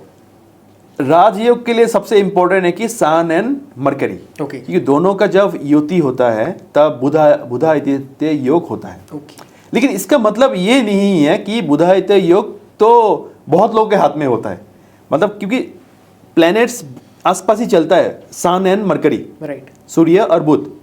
तो अगर आप देखेंगे मोस्ट पॉसिबिलिटीज है कि 100 में से 30% से प्लस लोगों का बुधा आदित्य योग में जन्म हुआ है। ओके इसका मतलब कि सभी का राजयोग है? नहीं, ऐसा बिल्कुल नहीं है। राजयोग अगर हाथ से पकड़ना है या हॉरोस्कोप से भी है तो राजयोग के लिए सबसे इंपॉर्टेंट है कि आपका जो सन माउंट है वो अच्छा होना चाहिए, ओके मरकरी माउंट अच्छा होना चाहिए, साथ में बृहस्पति माउंट अच्छा होना चाहिए। ये 3 माउंट अगर सिंक्रोनाइज है, एक ही साथ अच्छा है, साथ में हाथ में कम से कम निगेटिव लाइंस है, तो ही उसका हाथ राजयोग के लिए एलिजिबल है। लेकिन आपके हाथ में सन लाइन है, पकड़ लीजिए अच्छा है, आप कुछ नहीं कर रहे, बैठे बैठे आप बस खा रहे ये कर रहे, तो राजयोग का तो बेनिफिट बिल्कुल मिलेगा नहीं। तो राजयोग का मतलब है कि आप लकी है, उसके लिए आपको एफर्ट्स डालना पड़ेगा ताकि आप उस राजयोग को अच्छे से अपने लाइफ में इम्प्लीमेंट कर पाए। सर, बहुत सारे लोगों का भी मेरे पास क्वेश्चन आया है, ठीक है, प्रीवियस पॉडकास्ट में हमने यूट्यूब पे काफ़ी सारी रिसर्च करी है एंड मेरे पास काफ़ी सारे मेरे व्यूअर्स के क्वेश्चन भी है, तो मैं कुछ क्वेश्चंस पुट अप करने वाला हूँ, ठीक है। और अगर आपको और भी क्वेश्चंस हैं सो आप कमेंट में जाके क्वेश्चंस कर सकते हो, हम उसे नेक्स्ट टॉपिक में ज़रूर कवर करेंगे, क्योंकि ये टॉपिक ऐसा है ना कि इसे 1 2 3 पॉडकास्ट में कवर कर ही नहीं सकता। I think it's a very vast topic. Yes, right. So definitely आप क्वेश्चंस करो एंड हम एक बार फिर से सर को बुलाएंगे, उस पर भी उन चीज़ों को कवर करेंगे। बट अभी के लिए जो प्रीवियस हमारे क्वेश्चन है उसे हम कवर करते हैं। तो आरती जी ने सबसे पहले क्वेश्चन किया है, सर मेरा हाथ जो है वो सॉफ्ट है पर मेरे हाथ में जो लाइन्स है वो बहुत ही ज़्यादा विजिबल नहीं होती हैं, तो वो क्या कर सकते हैं सर? सॉफ्ट का मतलब है कि चीज़ें सही से करने का योग्य है, मतलब योग्यता है। ओके लेकिन विजिबल्स नहीं है, मतलब क्या है विजिबल्स? अभी कौन सा लाइन विजिबल नहीं है ये देखना जरूरी है। ओके देखना पड़ेगा कि सन लाइन स्ट्रांग है कि नहीं। अगर सन लाइन बहुत पतला करके है, जैसे मैं आपको ड्रॉ करके दिखा रहा हूँ, ऐसे करके बहुत पतला करके या इससे भी पतला है, ओके तो जो लाइन स्ट्रांग नहीं है वो मंत्र चैंटिंग हो या उसके रिलेटेड कुछ भी कार्य है, मतलब प्लैनेट्स का करने से उनको वो लाइंस को विजिबल करने में इजी होगा। लेकिन वो 1 दिन 2 दिन में नहीं होने वाला चीज़ नहीं है, ठीक है। थोड़ा टाइम लगेगा, एटलीस्ट 3 to 6 मंथ्स टाइम देना पड़ेगा डेडिकेटेडली, तब जाके उनको चीज़ें सही होगा। ओके मनीष जी ने क्वेश्चन पूछा है, सर मेरा माउंट सन माउंट है वो बहुत ही ज़्यादा विजिबल है और अच्छा है, बट उसके साथ साथ वहाँ पे एक लाइन भी है, तो वो क्या सिग्निफिकेंस करता है? अभी देखना पड़ेगा कौन सा लाइन है, वो कौन सा लाइन के बारे में बता रहे हैं। Okay. लेकिन अगर सन लाइन जैसा बोले सन लाइन उनका अच्छा है तो लाइफ में बहुत कुछ कर सकते वो। Okay in general success related कुछ भी हासिल करने का कैपेबिलिटी उनमें है, और आगे भी और ज़्यादा नेम एंड फेम रिकॉग्निशन मिलने के भी चांसेस रहेगा वर्ल्ड वाइड, क्योंकि सन वर्ल्ड वाइड रिकॉग्निशन देता है। ओके यहाँ पे एक क्वेश्चन किया हुआ है अमृता राज जी ने, सर जैसे हम देखते हैं हाथों के बारे में, तो उसमें एक लाइन होती है जिसे हम कहते हैं लव लाइन, वहाँ पे मेरी 2 लव लाइन्स हैं, तो उसका क्या सिग्निफिकेंस है? अभी मुझे ये पता नहीं है वो लव लाइन किसको बोल रहे हैं, लेकिन इन जनरल अगर लव लाइन बताएंगे तो हो सकता है कि वो ये लाइन के बारे में बता रहे हैं। हाँ। तो मैंने पहले ही क्लियर कर दिया है, 2 लाइन है इसका मतलब नहीं कि 2 लव होगा या 2 रिलेशनशिप होगा। हो सकता है एक शॉर्ट रिलेशनशिप हो, और ये भी हो सकता है कि वो रिलेशनशिप घर के साथ हो। ओके ठीक है, मतलब अपना जो रिलेटिव्स है उनके साथ हो। मैं मैरिड रिलेशन के बारे में नहीं बोल रहा हूँ, इन जनरल रिलेशन बॉन्डिंग के बारे में बता रहा हूँ। तो वो देखना पड़ेगा कि उनका कौन सा लाइन ज़्यादा स्ट्रांग है और लंबा है, उसी लाइन को कैलकुलेट करना है in terms of love and the marriage.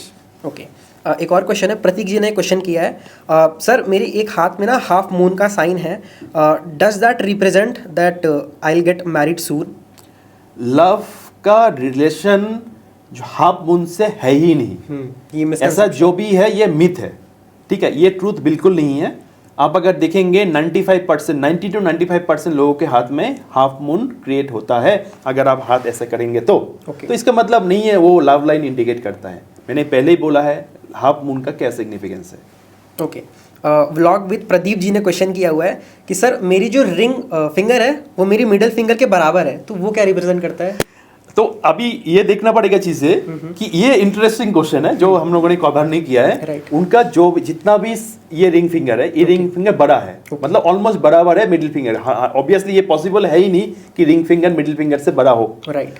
तो ये पॉसिबिलिटीज है कि रिंग ये जो है इंडेक्स फिंगर है, इंडेक्स फिंगर छोटा है क्योंकि हम लोग ये दो फिंगर्स को काउंट करते हैं, Okay. कैलकुलेशन करते हैं। Okay.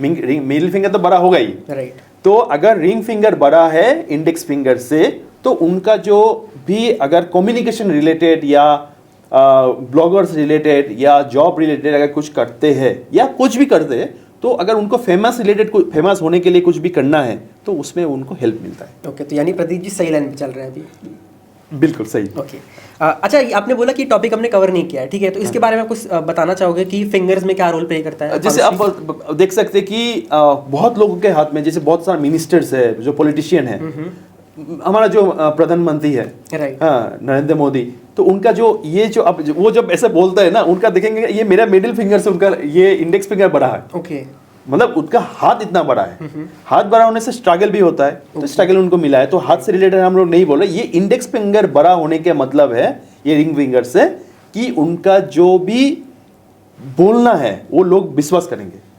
डिप्लोमेटिक क्वालिटीज जो है, Okay. जैसे अभी देखिए वॉर हो रहा है लेकिन उनका एक फोन कॉल बहुत सारी चीज बिगाड़ मतलब सॉल्व कर देते हैं। उनका एक फोन कॉल बहुत सारी चीज को सॉल्व कर देते हैं। Okay. तो वो पावर होता है, डिप्लोमेटिक क्वालिटीज होता है। सिर्फ पॉलिटिशियन के बारे में नहीं, कोई भी अगर आप कोई भी चीज कर रहे हैं, जैसे मैं आपके साथ कुछ डीलिंग कर रहा हूं तो मैं अगर मेरा इंडेक्स फिंगर बड़ा है तो मैं आपको कन्विंस ही कर लूंगा ये चीज सही है बोल के। यानी थोड़ा डोमिनेटिंग नेचर के। Dominating nature, right, exactly dominating nature के होंगे। ओके, यहाँ पे एक और क्वेश्चन है, मनीषा जी ने क्वेश्चन किया हुआ है, ऑफिशियल मनीषा जी ने। उन्होंने ये बोला है कि सर मेरी जो पिंकी फिंगर, उन्होंने बोला यानी हमारी जो कानी उंगली होती है वो थोड़ी सी टिल्टेड है टुवर्ड्स माय रिंग फिंगर। तो क्या, मैंने किसी की रील देखी थी उसमें लिखा है कि ऐसे लोग दूसरे के ऊपर आश्रित होते हैं, यानी कि डिपेंडेंट होते हैं, तो क्या ये ऐसा कुछ सिग्निफिकेंस नहीं, ऐसा बिल्कुल नहीं है। वो टिल्टेड है तो कोई प्रॉब्लम नहीं है, टिल्टेड हो फोन सकता चलाने है। की वजह से भी हो जाता है? हाँ हाँ हो सकता है, ये बचपन में इधर उधर अब जो मालिश हुआ है उसके वजह से हो गया, कुछ भी हो सकता है, तो उससे ये इससे कोई रिलेशन ही नहीं है। ओके, टिल्टेड होने का मतलब है कि सन अगर स्ट्रांग है या सन रिलेटेड कुछ भी काम करते हैं तो उनको वो फायदा मिलेगा। Okay. और उनको हमेशा, जैसे मैं एस्ट्रोलॉजर हूँ तो मुझे सक्सेस होने के लिए बोलना पड़ेगा, लोग ताकि सुने, तो वो मरकरी रिलेटेड हो जाता है। तो वैसा कुछ वो करते हैं या करना चाहते हैं तो उनको सही रास्ते पे उनको लक मिलेगा, फेवर करेगा। यानी कि something related to public speaking and all. सिर्फ पब्लिक स्पीकिंग नहीं, उनका नाम आना चाहिए, ब्रांड क्रिएट होना चाहिए, तभी जाके उनको मतलब जैसे एक नॉर्मल जॉब करती है राइट, तो उसमें वो फायदा नहीं मिलेगा उनको। ओके, उनको लोग फेस वैल्यू होगा तभी जगह उनको फायदा मिलेगा। ठीक है। आई थिंक हमने इसमें एक बहुत ही इंपॉर्टेंट टॉपिक ये भी है कि जैसे बहुत सारे लोगों का हाथ होता है तो उनके रिस्ट पे भी कई लाइंस होती हैं। Right. आई थिंक वो भी सामुद्रिक शास्त्र के अंतर्गत आती है।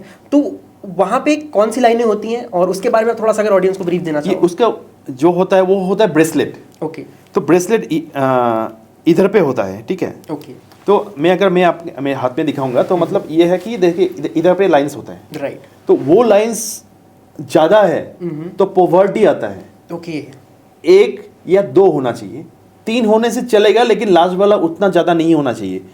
एक इंडिकेशन 25 इयर्स का होता है। ओके, पहला वाला 25 इयर्स, उसके बाद नेक्स्ट 25 इयर्स, उसके बाद नेक्स्ट 25 इयर्स, इसका लास्ट वाला जो है उसका मतलब है कि उनका जो लास्ट 25 इयर्स या 30 इयर्स रहेंगे वो कैसा जाएंगे। तो ये ब्रेसलेट डिफाइन करता है कि हमारा एज में कितना बेहतर तरीके से हम लोग पास करेंगे सभी चीज़ें, वो रिप्रेजेंट करता है। ओके। यहाँ पे एक और क्वेश्चन है, माधुरी दीक्षित जी ने कमेंट किया हुआ है Okay. कि सर मेरी जो रिंग फिंगर है वहाँ पे मैंने काफ़ी टाइम तक रिंग्स पहनी है जिसकी वजह से वो थोड़ी सी दब गई है, यानी कि ऐसा कुछ डिफरेंस, इससे भी कुछ फर्क पड़ता है? नहीं, उससे कुछ नहीं होता है। वो रिंग पहनने के वजह से अगर इधर में दब गया है तो कोई प्रॉब्लम नहीं है, वो ठीक हो जाएगा। और उससे मतलब प्लैनेट्स वीक नहीं होता है। अच्छा, इसमें भी एक बहुत बड़ा क्वेश्चन ये है कि जैसे हाउसवाइफ्स होती हैं, तो मैंने भी काफ़ी लोगों को देखा जो शेफ्स भी होते हैं, वो कटिंग करते हैं तो आई थिंक उनके थंब में कुछ इशू हो जाता है, थंब भी कुछ ऐसे हो जाता है। तो क्या हाथ पे अगर किसी का कोई एक्सीडेंट है या फिर कुछ भी मार्क है, तो क्या वो भी पामिस्ट्री के थ्रू कुछ इंडिकेट करता है? राइट। अगर कोई भी मार्क्स अननेचुरली बन गया है तो वो ऑब्स्टिकल्स का प्रतीक होता है। ओके, तो वो नहीं होना चाहिए।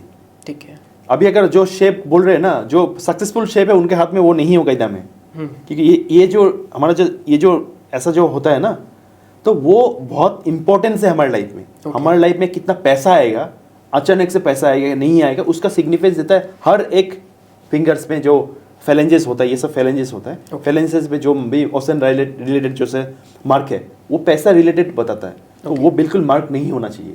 और कोई भी हाउस वाइफ ये पॉडकास्ट देख रहे हैं तो उनको बिल्कुल भी संभाल के करना चाहिए कि ये चीज़ हम लोग को चिल्ड्रन रिलेटेड, उनका जो बच्चे हैं उनको भी प्रभावित करता है। तो बिल्कुल नहीं होना चाहिए। और ये है कि हमारा जो ये थंब है कितना फ्लेक्सिबल है, उसके ऊपर भी ये प्रभाव करता है। अगर आप फ्लेक्सिबल है लेकिन ये काट हो रहा है तो फ्लेक्सिबिलिटी कम हो जाएगा आपका। ठीक है। अच्छा, हमने ये भी बात करी, अपने थंब की बात करी है, तो बहुत लोगों का ना थंब बहुत ज़्यादा बेंड हो जाता है और कुछ लोगों का बहुत स्ट्रेट आता है, तो ये भी क्या सिग्निफिकेंस करता है कुछ? अगर बहुत स्ट्रेट है ना वो बहुत एरोगेंट होगा, इंट्रोवर्ट होगा। ठीक है। और अगर बहुत बेंड होता है तो वो फ्लेक्सिबल इंसान है, लोगों को हेल्प करने वाला इंसान है।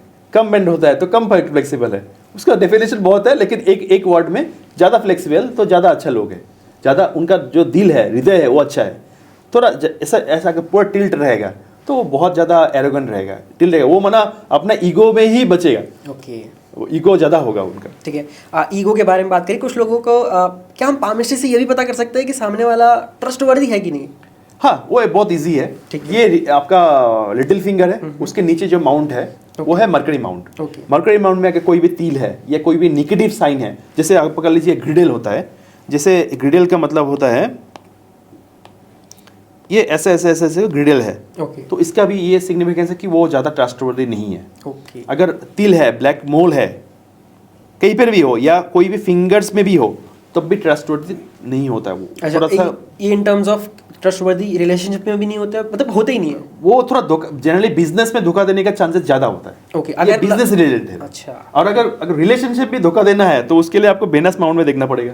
ओके, हाँ, मतलब एक टाइप के बहुत लोग होते हैं ना, बहुत हवस होते हैं, तो वो उस तरीके से हो जाता है। प्ले बॉयज, हाँ, प्ले बॉयज, वो अपोजिट जेंडर के प्रति बहुत ज्यादा अट्रैक्टिव होता है वो लोग। हाँ, अट्रैक्ट करने का भी उनका बस वो क्षमता होता है, अगर उनमें ब्लैक मोल अगर होता है तो।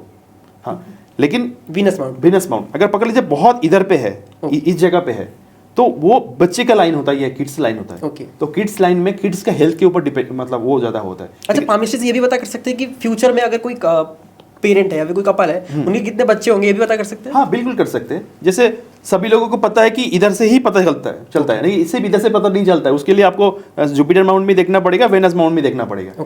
अभी सबसे इजी प्रोसीडियर है, एकदम इजी प्रोसीडियर ये है कि वेनस माउंट में अगर मैं करता हूँ तो एकदम थंब के, ये जो थंब है इसके बगल में जो लाइन है, ये इधर में एक ऐसा होता है, तो इसके बाद जो लाइन आएगा, ये अगर लाइन मोटा है, ऐसा करके मोटा है तो लड़का होगा। हाँ, अगर पतला है तो लड़की होगा, जो लंबा है वो पहले होगा। ज्यादातर चांस ये होता है। अभी डिपेंड करता है कि वेनस माउंट कितना अच्छा है, वो इंपॉर्टेंट, वो केयरफुली देखना पड़ेगा। साथ में ये जो है आपका मरकरी माउंट है, मरकरी माउंट में ऐसा लाइन जो होता है वो देखना पड़ेगा, वो कितना सारा है। अभी 10 है तो इसका मतलब नहीं 10 मतलब बेटा बेटी होगा, किड्स होगा, वो बारीकी से देखना पड़ेगा कौन सा लाइन अच्छा है, कौन सा लाइन वो है। तो वो इसीलिए कुछ चीजें एक्सपर्ट के ऊपर छोड़ देना चाहिए, मतलब खुद से नहीं हो पाता है। लेकिन अगर कोई सीखना चाहता है तो वो अच्छा है, सीख के कर सकता है। अगर जैसे मेरी ऑडियंस देख रही है और वो खुद से अगर ये चीज़ सीखना चाहती है कि मैं कैसे अपने हाथ को देख सकते हैं, खुद से सीखना चाहते हैं कि मैं दूसरे का भी पाम रीड कैसे कर सकता हूँ, तो कैसे कर सकते हैं? सबसे इजी होता है कि बेसिक चीजें सीखना है पहले, उसके बाद प्रोफेशनल अगर उनको पाल्मिस्ट बनना है तो उसके लिए तो सीखना पड़ेगा, सीख के हाथ देखना पड़ेगा। बिना देखे तो एक्सपीरियंस गेन ही नहीं कर सकते, क्योंकि भगवान ने ऐसे करके सृष्टि किया है कि सबका लाइन्स अलग अलग होता है। राइट। तो अगर वो लोग मेरे से सीखना चाहते हैं, एस्ट्रोलॉजी का रिलेटेड कोर्स हो, पाल्मिस्ट रिलेटेड हो, face reading, numerology, loser grid, तो मेरे से भी सीख सकता है। मेरा 1-to-1 कोर्सेज भी होता है, प्री रिकॉर्डेड भी होता है, जो मैंने अपलोड भी किया हुआ है, मतलब मेरा वेबसाइट में, मेरा ऐप भी लॉन्च होने वाला है। तो उसमें वो लोग सीखने में ज़्यादा ईजी होगा, और जो भी परेशानी होगा मैं उनको गाइड करता हूँ कि ऐसा ऐसा करना है बोल के। पूरा 1 साल तक फ्री सर्विस भी रहता है बहुत सारी चीज़ें में, और डिपेंड करते हैं कौन सा पैकेज उन लोगों ने दिया है।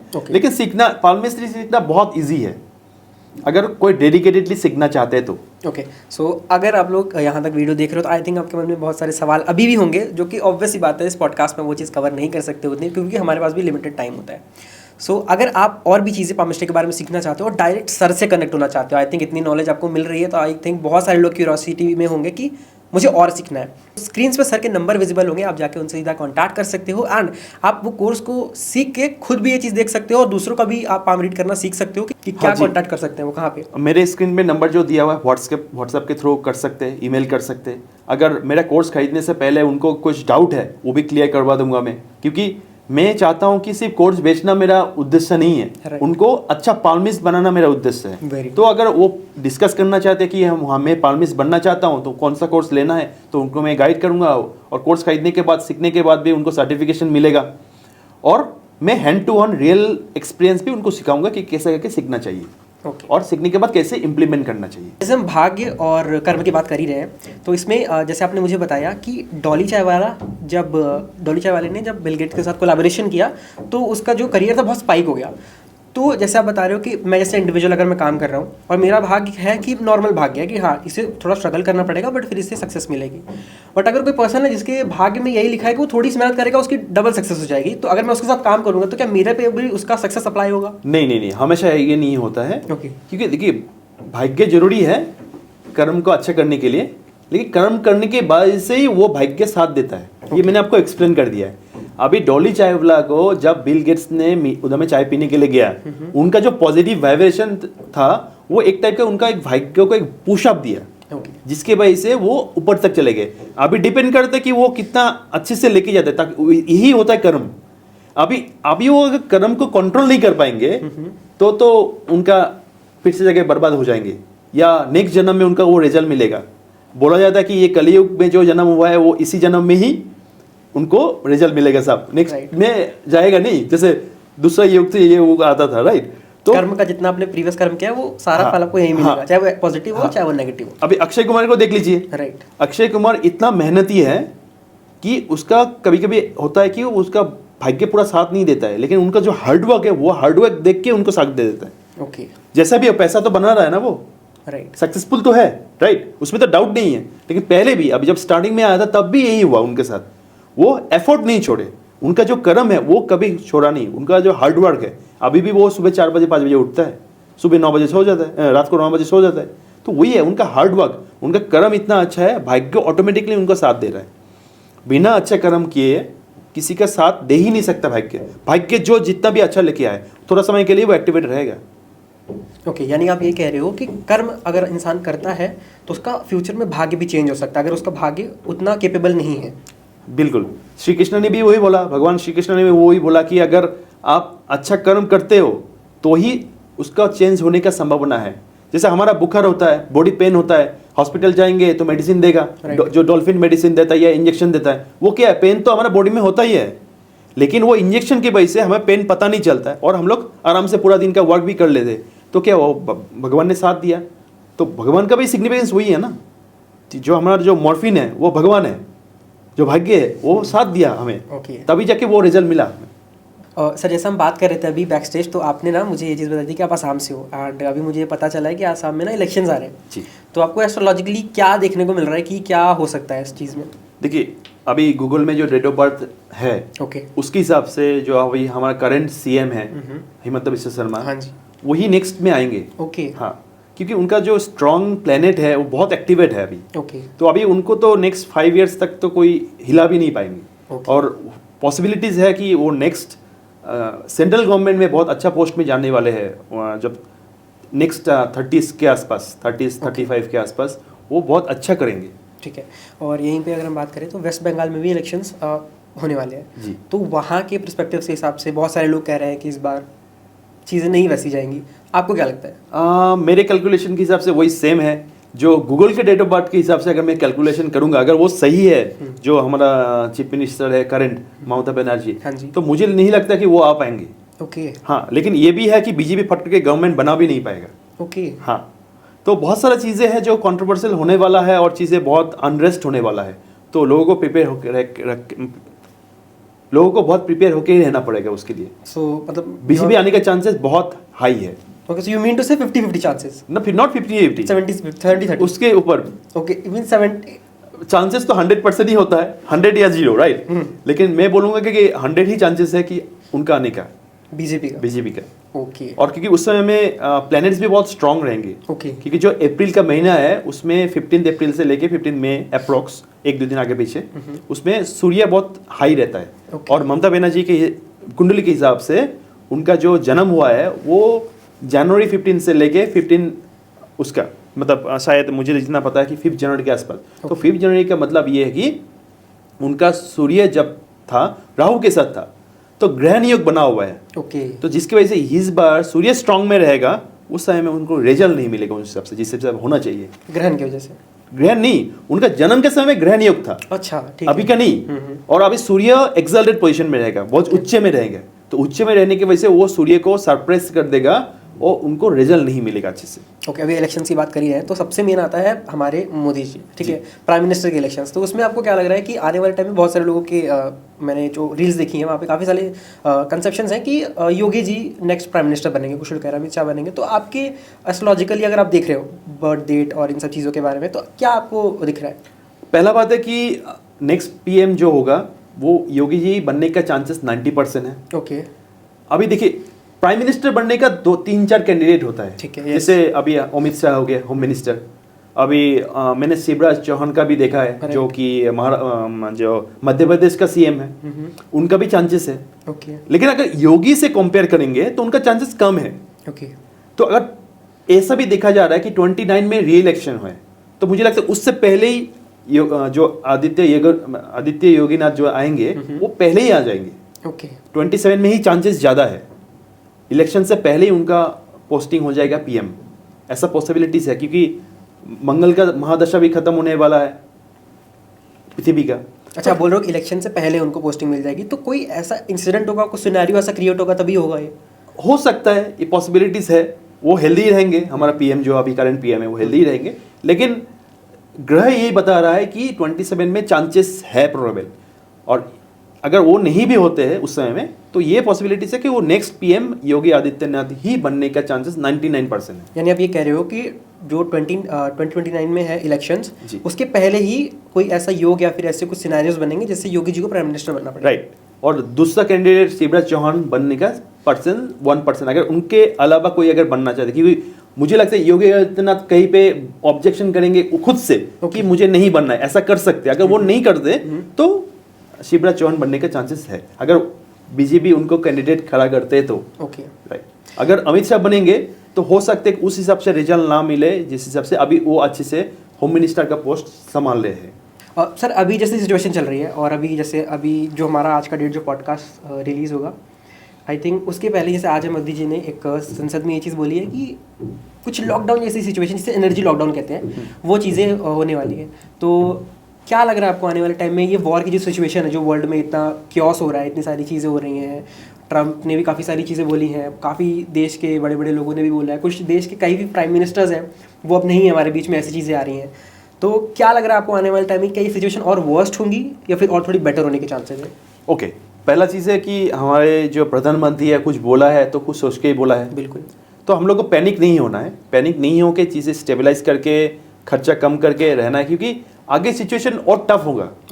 हालांकि वॉर अभी जो फिलहाल जो Iran versus Israel and US है, वो वॉर थोड़ा सा ठीक हो जाएगा विद इन अप्रैल एंड में, काफ़ी ठीक हो जाएगा। जहाँ पे ये जो ऑयल रिलेटेड प्रॉब्लम हो रहा है ये सब ठीक हो जाएगा। लेकिन अगर लॉन्ग टर्म के हिसाब से देखेंगे 2026 पूरा साल कुछ ना कुछ चलता रहेगा। तो वो चीज़ अच्छा बात नहीं है।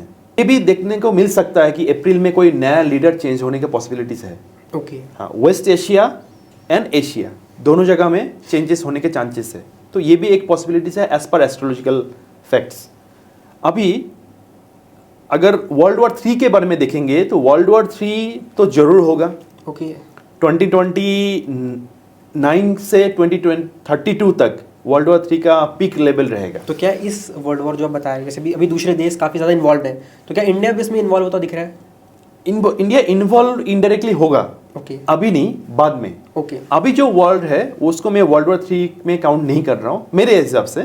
लोगों के हिसाब से हो सकता है। विच मीन्स आप ये बोल रहे हो कि सिनेरियो और वर्स्ट हो सकता ये तो ट्रेलर है। ओके, ठीक हाँ, है। सिनेरियो अगर जो भी ये पॉडकास्ट देख रहे हैं या हम लोग ऐसे नॉर्मली भी ये बताना चाहते, एस्ट्रोलॉजी के लिए सिचुएशन बहुत टफ होने वाला है okay, for the whole world. तो हमें अभी से ही सावधान होकर रहना है। और मैं तो प्रिपरेशन शुरू कर दिया ऑलरेडी कि ये चीज़ करना है, क्योंकि जब कोविड जैसा सिचुएशन हुआ तो देखा कितना दिक्कत हुआ। बहुत ज़्यादा। वर्ल्ड वॉर 3 में हम लोगों ने देखा नहीं, ये जनरेशन पिछले जनरेशन ने देखा है, लास्ट 2 जनरेशन से पहले, जैसे मेरे ग्रैंडफादर लोगों ने देखा है, World War राइट। तो वो सिचुएशन होगा, इंडिया भी इन्वॉल्व होगा इनडायरेक्टली, इंडिया के साथ वॉर भी होगा, पीओके भी इंडिया में आएगा। Okay. लेकिन हमें संभल के रहना है, पैनिक नहीं होना है और चीज़ें स्टेबलाइज करके चलना है सब कुछ, तभी अच्छा, जाके ये- पॉसिबिलिटीज है। ओके, अगर हम ड्यूरेशन की बात करें तो कुछ एस्टिमेटेड ड्यूरेशन की किस टाइम से किस टाइम के बीच में ये चीज़ें हो सकती हैं? 29 से लेके 32 के बीच में ओके, वर्ल्ड वॉर 3 डेफिनेटली होगा। यानी कि जो जैसे बोलते हैं कि ये चीज़ें अभी से शुरू हो गई है और ये थोड़ी थोड़ी होते हुए साल 2 साल 3 साल थोड़ी थोड़ी होंगी, जी। फिर भी काफ़ी भयावह रूप लेंगी। हाँ, जैसे ये साल है 2026, ओके, इसमें तो किसी ने बताया नहीं पहले वॉर होगा बोल के, राइट। ठीक है। मैं पहले से ही बता रहा था कि सूर्य का साल है तो गर्मी बहुत होगा। तो गर्मी, ये सब गर्मी है ना एक टाइप का। अभी देखिए ये मिसाइल डाल रहा है, वो मिसाइल डाल रहा है, तो पोल्यूशन कितना हो रहा है और कितना सी चीज़ें हो रहा है। Right. ईरान तो बर्बाद हो गया, ऑब्वियसली सभी लोगों का कितना लोग मरे हैं। Right. तो वो बहुत पेनफुल है कि पैथेटिक है कि लोग मर रहे हैं, वो नहीं होना चाहिए। हाँ? इनोसेंट्स की जान जा रही है। बिल्कुल इनोसेंस सिविलियंस के जान जा रहा। अभी ये पहले इजराइल ने मार दिया, कितना 165 गर्ल्स था हॉस्टल में। हॉस्टल में, very bad. तो वो तो बिल्कुल सही बात नहीं है, ठीक है ना। वो किसी भी कंट्री का हो, नुकसान नहीं होना चाहिए इन टर्म्स ऑफ सिविलियंस को। अभी ये साल जो है ऐसे ही खराब होने वाला है इंडिया के लिए। अर्थक्वेक वगैरह होगा मई से लेकर जुलाई के बीच में। ओके, हाँ, अर्थक्वेक थोड़ा, जैसे अर्थक्वेक तो हमेशा होता ही है, लेकिन मई से जुलाई के बीच में लैंडस्लाइडिंग, वाटर लॉगिंग, ये सब ज़्यादा होगा, ओके, क्योंकि सूर्य का साल है। और नेक्स्ट जो आने वाला है वो मून का ईयर होगा, नेक्स्ट ईयर 2027। तो वो फेस तो पहले से ही एक्टिवेट होने के लिए अभी से ही चीज़ें डैमेज होना शुरू होगा। अच्छा, मून का जैसे साल हम कहते हैं तो मून कहते हैं वो शीतलता, मतलब Right. कामनेस, तो क्या उसमें भी ये सारी चीजें इन्वॉल्व रहेंगी?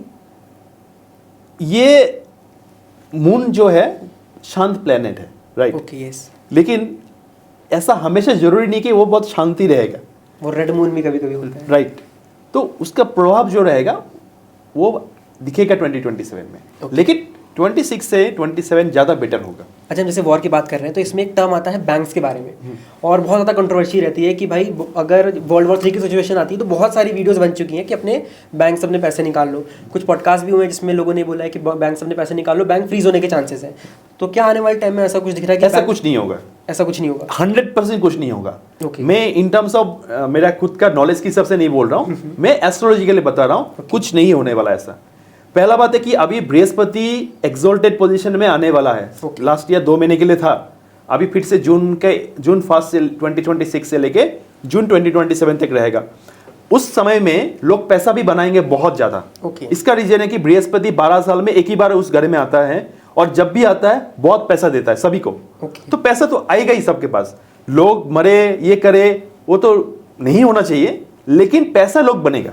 ओके, अगर एथिकल मीन से बनेगा लोग का पैसा तो रहेगा, एथिकल मीन से नहीं बनाएगा तो पैसा नहीं रहेगा। तो डिसिप्लिन के साथ पैसा बनाना चाहिए, लॉयल्टी, ऑनेस्टी के साथ होना चाहिए, ग्रीडीनेस के साथ नहीं होना चाहिए। ओके, यानी और लोगों का सेव करना चाहिए और लोगों को सेवा भी करना चाहिए उस पैसे का, क्योंकि बृहस्पति हमें स्पिरिचुअल पावर देता है। ओके, जो भी हम लोग स्पिरिचुअल जर्नी करता है, जैसे मैं 2 दिन पहले ज्योतिर्लिंग जाके आया हूँ। मैं जनरली मेरा हमेशा मैं ज्योतिर्लिंग जाता हूँ। Okay. साल में सभी ज्योतिर्लिंग में कवर करता हूँ। इन जनरल मेरा टारगेट रहता है। लास्ट ईयर कैलाश गया था। Oh, very तो good. तो भगवान का कृपा है वो। तो जुपिटर जब भी कैंसर मून साइन में आता है तो हमेशा बेनिफिट्स होता है in terms of financial. Okay. तो बैंक प्राप्ति का जो चांसेस है वो तो बिल्कुल जीरो है। ओके, अभी ऐसे आपने बताया कि आप ज्योतिर्लिंग होके आ रहे हो, तो एक ना असम में आई थिंक एक बहुत ही प्रसिद्ध है, तो माँ कामाख्या देवी मंदिर आप कभी गए हो? जी बिल्कुल गया हूँ। कैसी फीलिंग होती है वहाँ पे? पहला बात है, मैं तो उधर से ही हूँ, born and bought up in Assam. Okay, बचपन में मैं गया था 90s के समय में। उसके बाद मैं 2006 से मैं कामाख्या, मतलब कामाख्या का जो मंदिर का जो मेन रास्ता है उधर पे मैं था। Okay. क्योंकि मैंने +2 उधर से ही किया है। तो माँ कामाख्या के जो मंदिर है वो नीलाचल पर्वत में है। ओके, और माँ का जो 51 मतलब 51 शक्तिपीठ है, उसमें से ये महाशक्तिपीठ आता है। Okay. हमारे पूरा पृथ्वी में 4 महाशक्तिपीठ है। ओके एक हो गया माँ कामाख्या, दूसरा हो गया माँ विमला। लोगों को ज्यादातर लोगों को पता नहीं होता माँ विमला कहाँ पे है, वो पुरी में है। ओके पुरी के मंदिर के अंदर है। ओके हाँ, लोगों को पता ही नहीं है कि वो शक्तिपीठ है। ठीक है, ये एक हो गया। तीसरा हो गया कि माँ तारा तारिणी, वो है बरहमपुर में जहाँ पे मैंने बीटेक किया है, ओके उस पास आसपास। तो माँ तारा तारिणी ये तीसरा हो गया महाशक्तिपीठ। चौथा हो गया कालीघाट का जो मंदिर है कोलकाता में। तो माँ कामाख्या का जो मंदिर है वो उधर में योनि रूप में माँ का पूजा जाता है। उधर में कोई मूर्ति नहीं है। माँ का जो शिला है वो योनि रूप में है। ओके ठीक है। तो अंबाबुची का बहुत बड़ा मेला होता है उधर में। कोई अगर तंत्र साधना करना चाहता है, तंत्र विद्या हासिल करना चाहते हैं, तो वो बहुत अच्छा मंदिर माना जाता है। शक्ति बहुत है उधर में। अगर कोई मेडिटेशन करना चाहते हैं, अगर कोई भी व्यक्ति उस चीज को लेके पॉजिटिव कुछ करना चाहता है, तो डेफिनेटली माँ कामाख्या उनको ब्लेस जरूर करता है। मैं जनरली हर महीने में ही जाता हूँ माँ कामाख्या का दया से। तो जाना चाहिए सबको, क्योंकि कोई भी शक्तिपीठ जाए, माँ कामाख्या का दर्शन नहीं किया तो जनरली ग्रंथ में बताया गया है, मेरा बात नहीं है, कि वो कंप्लीट नहीं होता है। तो माँ कामाख्या का मंदिर जाना चाहिए। खुद का स्पिरिचुअल एवेकनिंग के बारे में, स्पिरिचुअल को बढ़ावा देने के लिए। और क्योंकि मैं इसलिए जाता हूँ क्योंकि मैं ऑकल्ट साइंस रिलेटेड करता हूँ। ओके और मुझे स्पिरिचुअलिटी में बहुत इच्छा है।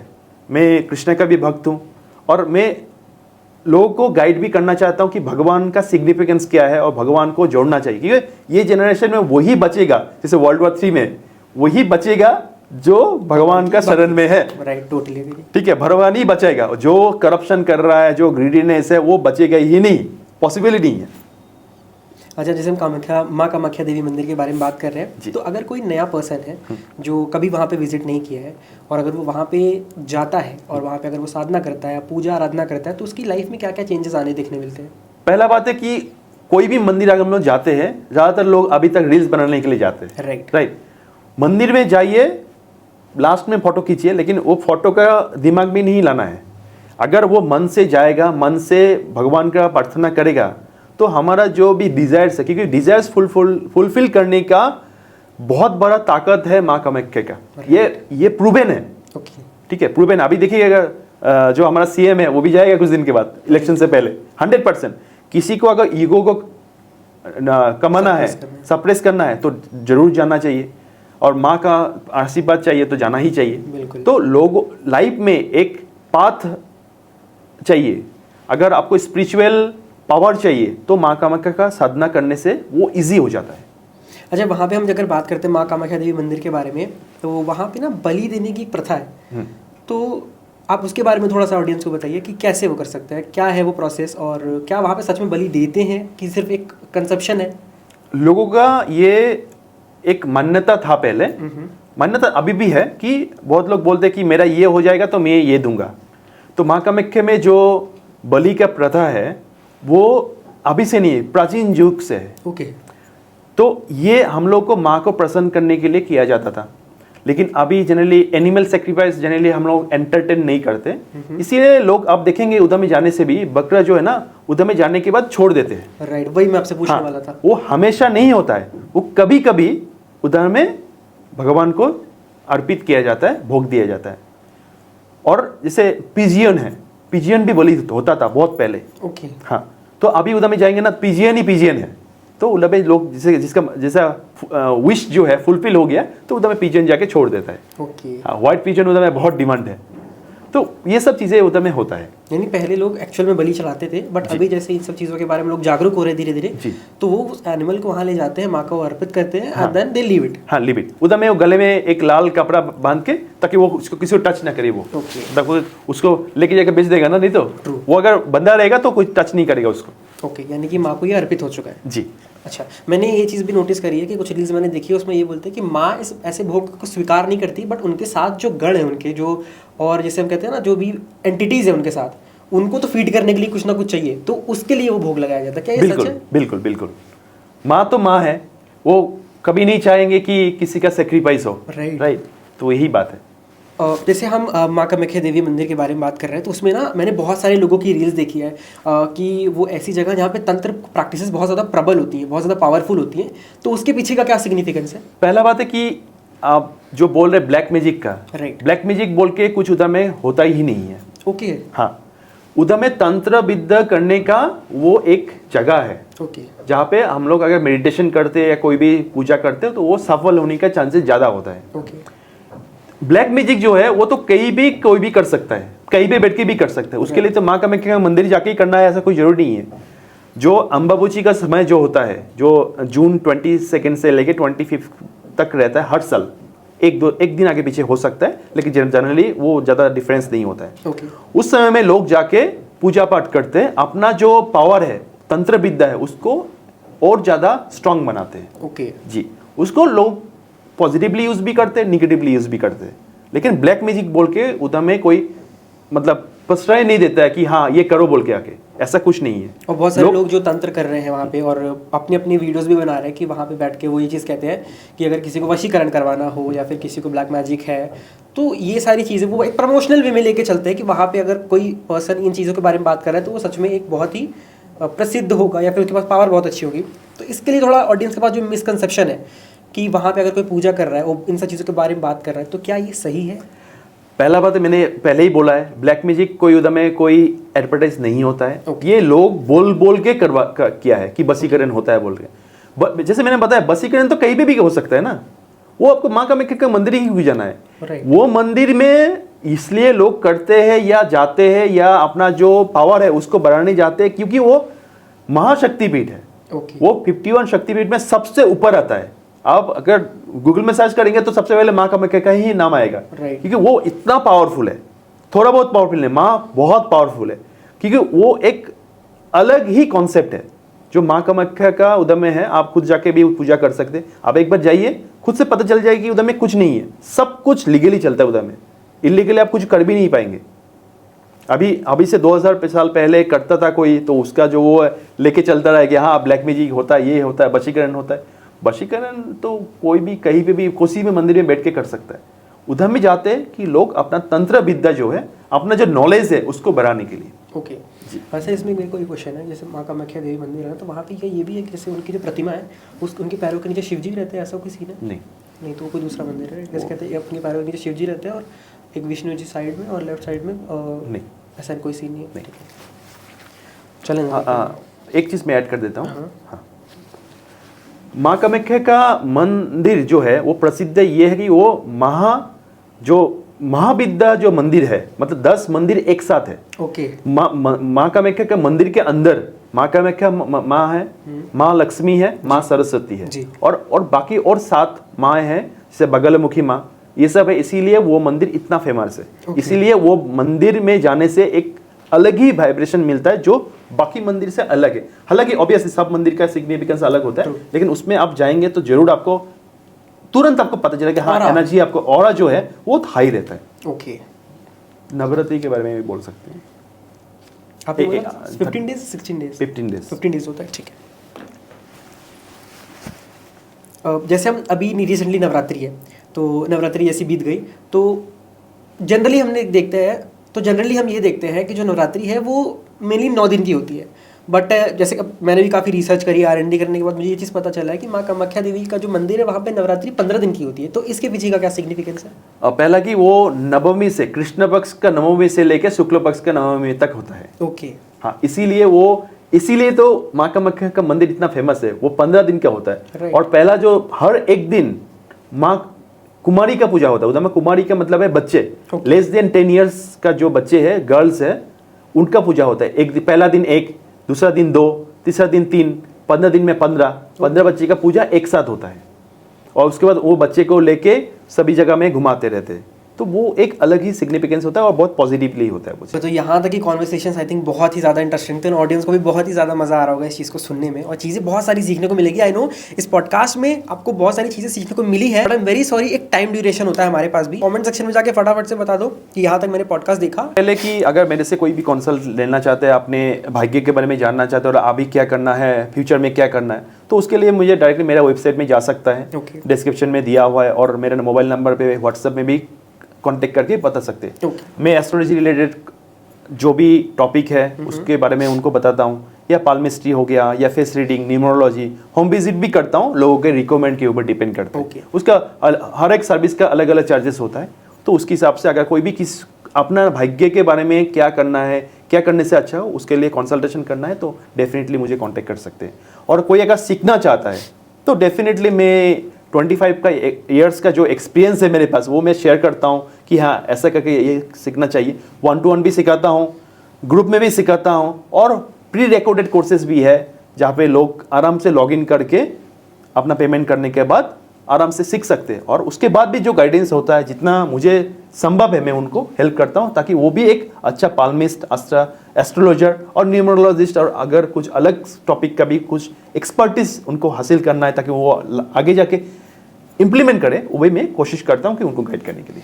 आई थिंक क्योंकि नॉलेज ना बहुत जगह पे लोगों को मिल जाएगी, यूट्यूब पे भी लोग सीख सकते हैं, बट एक जो फैक्टर होता है ना कि गुरु के छत्र छाया में अगर चीज़ें सीखते हैं तो और ज़्यादा फलित होती है, क्योंकि एक कहते हैं कि एनर्जी भी ट्रांसफर होती है उससे, क्योंकि अगर जो चीज़ आपने 25 साल में सीखी है आप यूट्यूब पर भी सीख सकते हो, Right. बट जो चीज़ें एक गुरु के सानिध्य में आदमी सीखता है वो बहुत डिफरेंट होता है, राइट। ऐसी कौन सी यूनिवर्सल रेमेडीज़ हैं जो कि हर कोई कर सकता है, जिससे उनका जो भाग्य है, जो उनका आने वाला फ्यूचर है 2026 है, वो अच्छा जाए।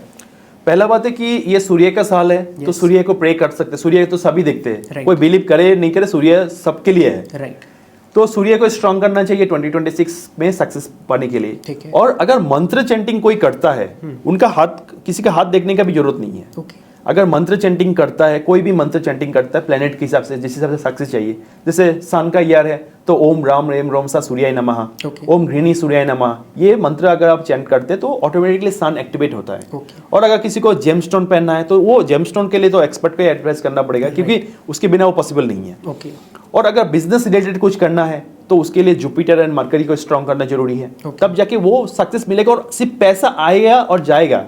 पैसा रहने के लिए तो जुपिटर स्ट्रॉन्ग होना जरूरी है। तो उसके लिए क्या रेमेडी सजेस्ट करोगे आप? मंत्र चैंटिंग यूनिवर्सल है, Okay. सब लोग कर सकते हैं, कोई नेगेटिव इफेक्ट नहीं है। Okay. जेमस्टोन के लिए कुंडली विश्लेषण करना है, या हाथ का जो भी लाइन्स है और जो माउंट्स है उनको एनालिसिस करने के बाद ही उनको कर सकते हैं कि ये जेमस्टोन पहनना है या नहीं पहनना है। कुछ डोनेशन कर सकते हैं, वो कोई भी प्लेनेट के लिए डोनेशन हम लोग कर सकते हैं, सोशल सर्विस कर सकते हैं, लोगों को खाना खिला दिए, लेकिन वो प्लेनेट स्पेसिफिक होना चाहिए, कौन सा प्लेनेट के लिए क्या करना है। जैसे अभी शनि के लिए है, ब्लैंकेट दे सकते हैं, अम्ब्रेला डोनेट कर सकते हैं, खिचड़ी खिला सकते हैं, मिठाई खिला सकते हैं। Okay. लेकिन जिसका नीडी है उनको ही खिलाना है, जो नीडी नहीं है उनको खिला के कोई फायदा नहीं है। आपको दोस्तों को बुला के खिला देंगे तो उससे रेमेडी नहीं होगा। जो नीडी है उनको ही देना चाहिए, तभी जाके ये फायदा करता है। तो ये था आज का podcast. I hope and I know कि आपको पॉडकास्ट में काफ़ी सारी चीज़ें सीखने को मिली हैं, एंड आप अभी तक अपने हाथ को एनालाइज ही कर रहे होंगे। कुछ लोग काफ़ी ज़्यादा खुश भी होंगे जिनके हाथ में वो चीज़ें थी, एंड कुछ लोग अभी भी सोच रहे होंगे कि काश मेरे हाथ में वो चीज़ें होती। ठीक है, बट ऐसे सर ने बताया कि कर्म और भाग्य के बारे में। ठीक है, कर्म अगर आप करते हो तो आप फ्यूचर में अपना भाग्य भी बदल सकते हो। तो अगर आपको ये चीज़ लग रही है कि मेरे हाथ में ये लाइन्स नहीं है, और अगर आप उस चीज़ को लेके दुखी हो, तो ऐसा कुछ नहीं है। अगर आप कर्म करते हो, अच्छे कर्म करते हो, तो आप ना आने वाला जो भाग्य है, आने वाला फ्यूचर है, उसे भी चेंज कर सकते हो। इस चैनल को अभी से फटाफट से सब्सक्राइब कर लो, क्योंकि जब तक आप इस चैनल को सब्सक्राइब करोगे हमें उतना ही ज़्यादा मोटिवेशन मिलता है, ताकि हम और अच्छे गेस्ट और अच्छा नॉलेज आप तक प्रोवाइड कर सकें। जैसे सर ने आज अपने 25 साल का एक्सपीरियंस बहुत ही फुल तरीके से कोशिश किया कि आपको 1 या 2 घंटे तक समझाने का। एंड आई होप कि आपको वो चीज़ समझ में आई होंगी, एंड आई होप आज का आपका पॉडकास्ट बहुत ज़्यादा पसंद आया होगा। So thank you so much.